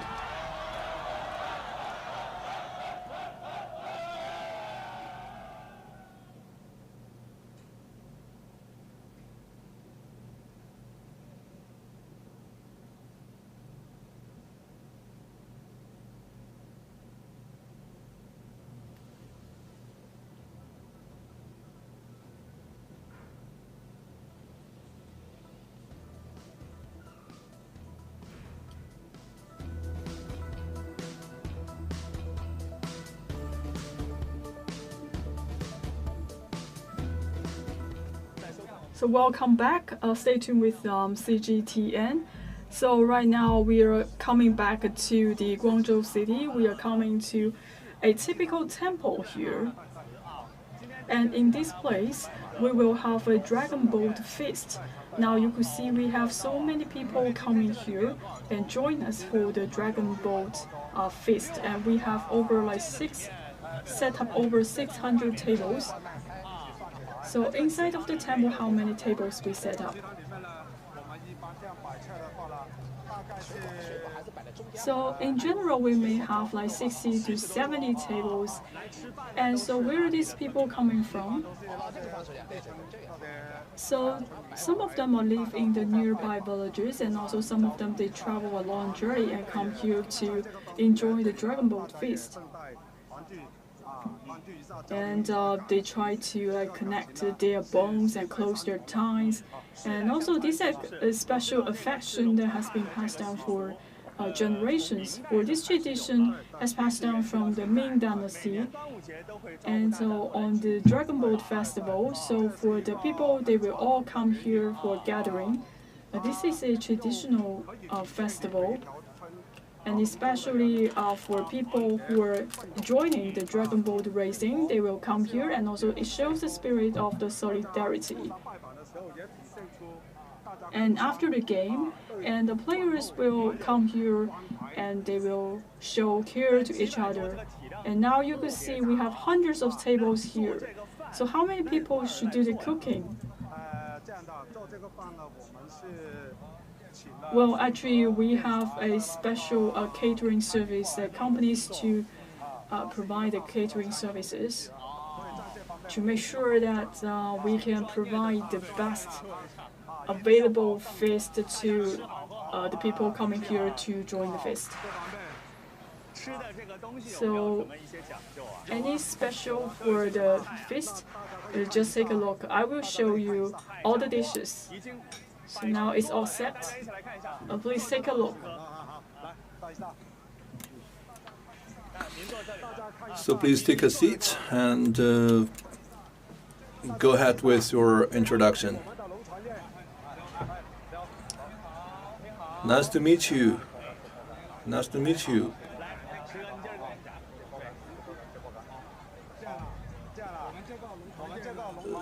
So in the dragon boat community, we love a number of dishes, and this one, for example, it represents great luck in the new year. And here we also have one of the most traditional dishes, and this is called you can see the peanuts, and this is what we call the dragon boat dots, and this has to be served on a dragon boat feast. In Cantonese, it carries a special meaning. It's both a cold dish and also a main dish, and so you can see it has many different seeds, and it represents that we want all the families to have a lot of offsprings. So it represents prosperity and vibrance. So we hope that all of us can have good luck in the coming month. How many people do we have here today? I assume we have, well, you can do your calculation. Each table is like 10 person. We have roughly 6,000 people here at this feast. So we have to take into consideration safety and security. We're not compromising in the taste of the dish that we offer. So we treat everybody with these great dishes. And you can see from the arrangement of the dishes that you have truly prepared this very carefully. And you can see this is fish, this is peanuts, and we have belly pork, and we have shrimp. So truly this is a wide variety of food options. So we want to bring everybody together to reaffirm our deep bond as families and friends. So sitting on my right is Fu Zhenghua professor from Shangyang University, and we have an international expert, and you can introduce yourself to our viewers. I'm Mo Xiaoyang. I come from the Guangdong International Studies University, and actually my wife gave me this name. Where are you from? I came from Venezuela, and my wife is from Guangzhou. How long have you been here? Less than 3 years. Well, within 3 years, you got yourself a Chinese wife. Fantastic. But I have known my wife for 5 years. Great to know. So, what are you doing here in Guangzhou? I'm currently a university student. I love this city. Have you ever attended the Dragon Boat Feast in Liede? This is my first time. How do you like it? It's just beyond words. It's marvelous. Have you ever experienced Dragon Boat race? No, not yet. But this is highly recommended. Highly recommended. Yes, one day.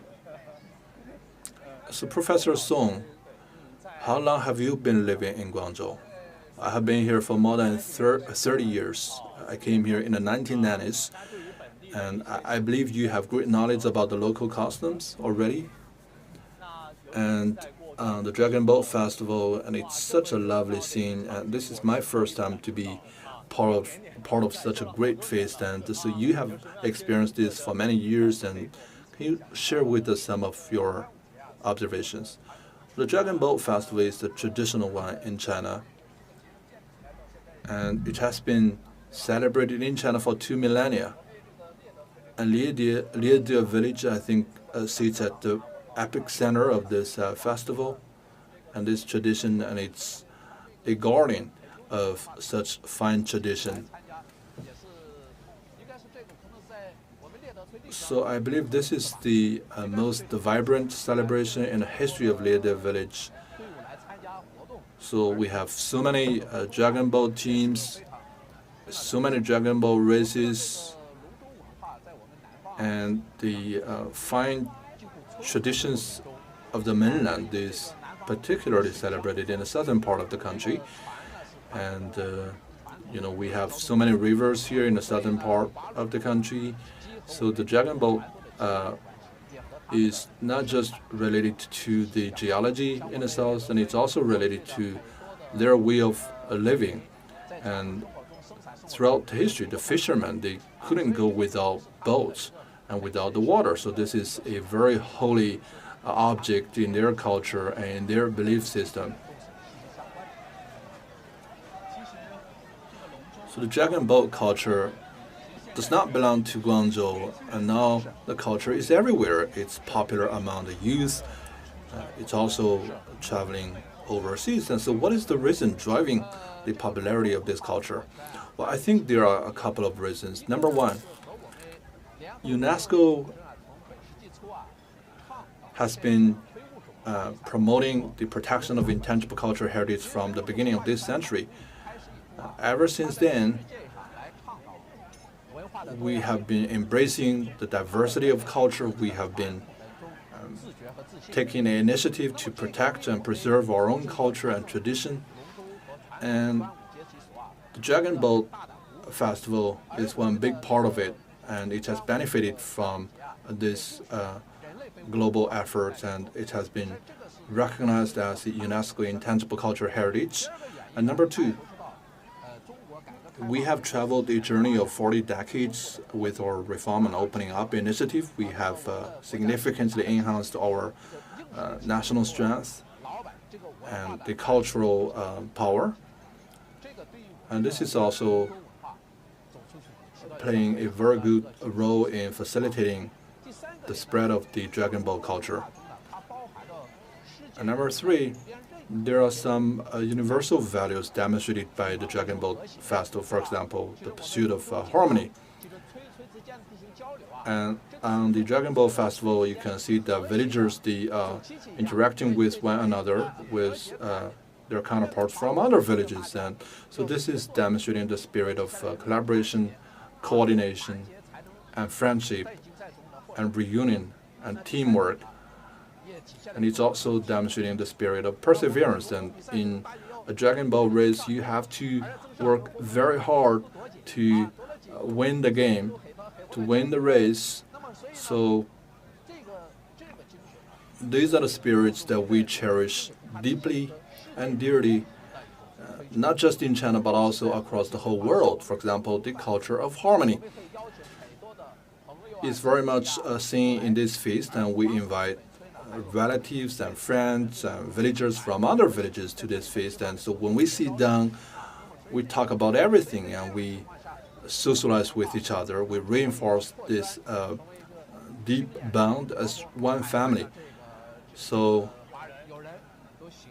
and that is why the Dragon Boat culture is getting more and more popular across the whole world.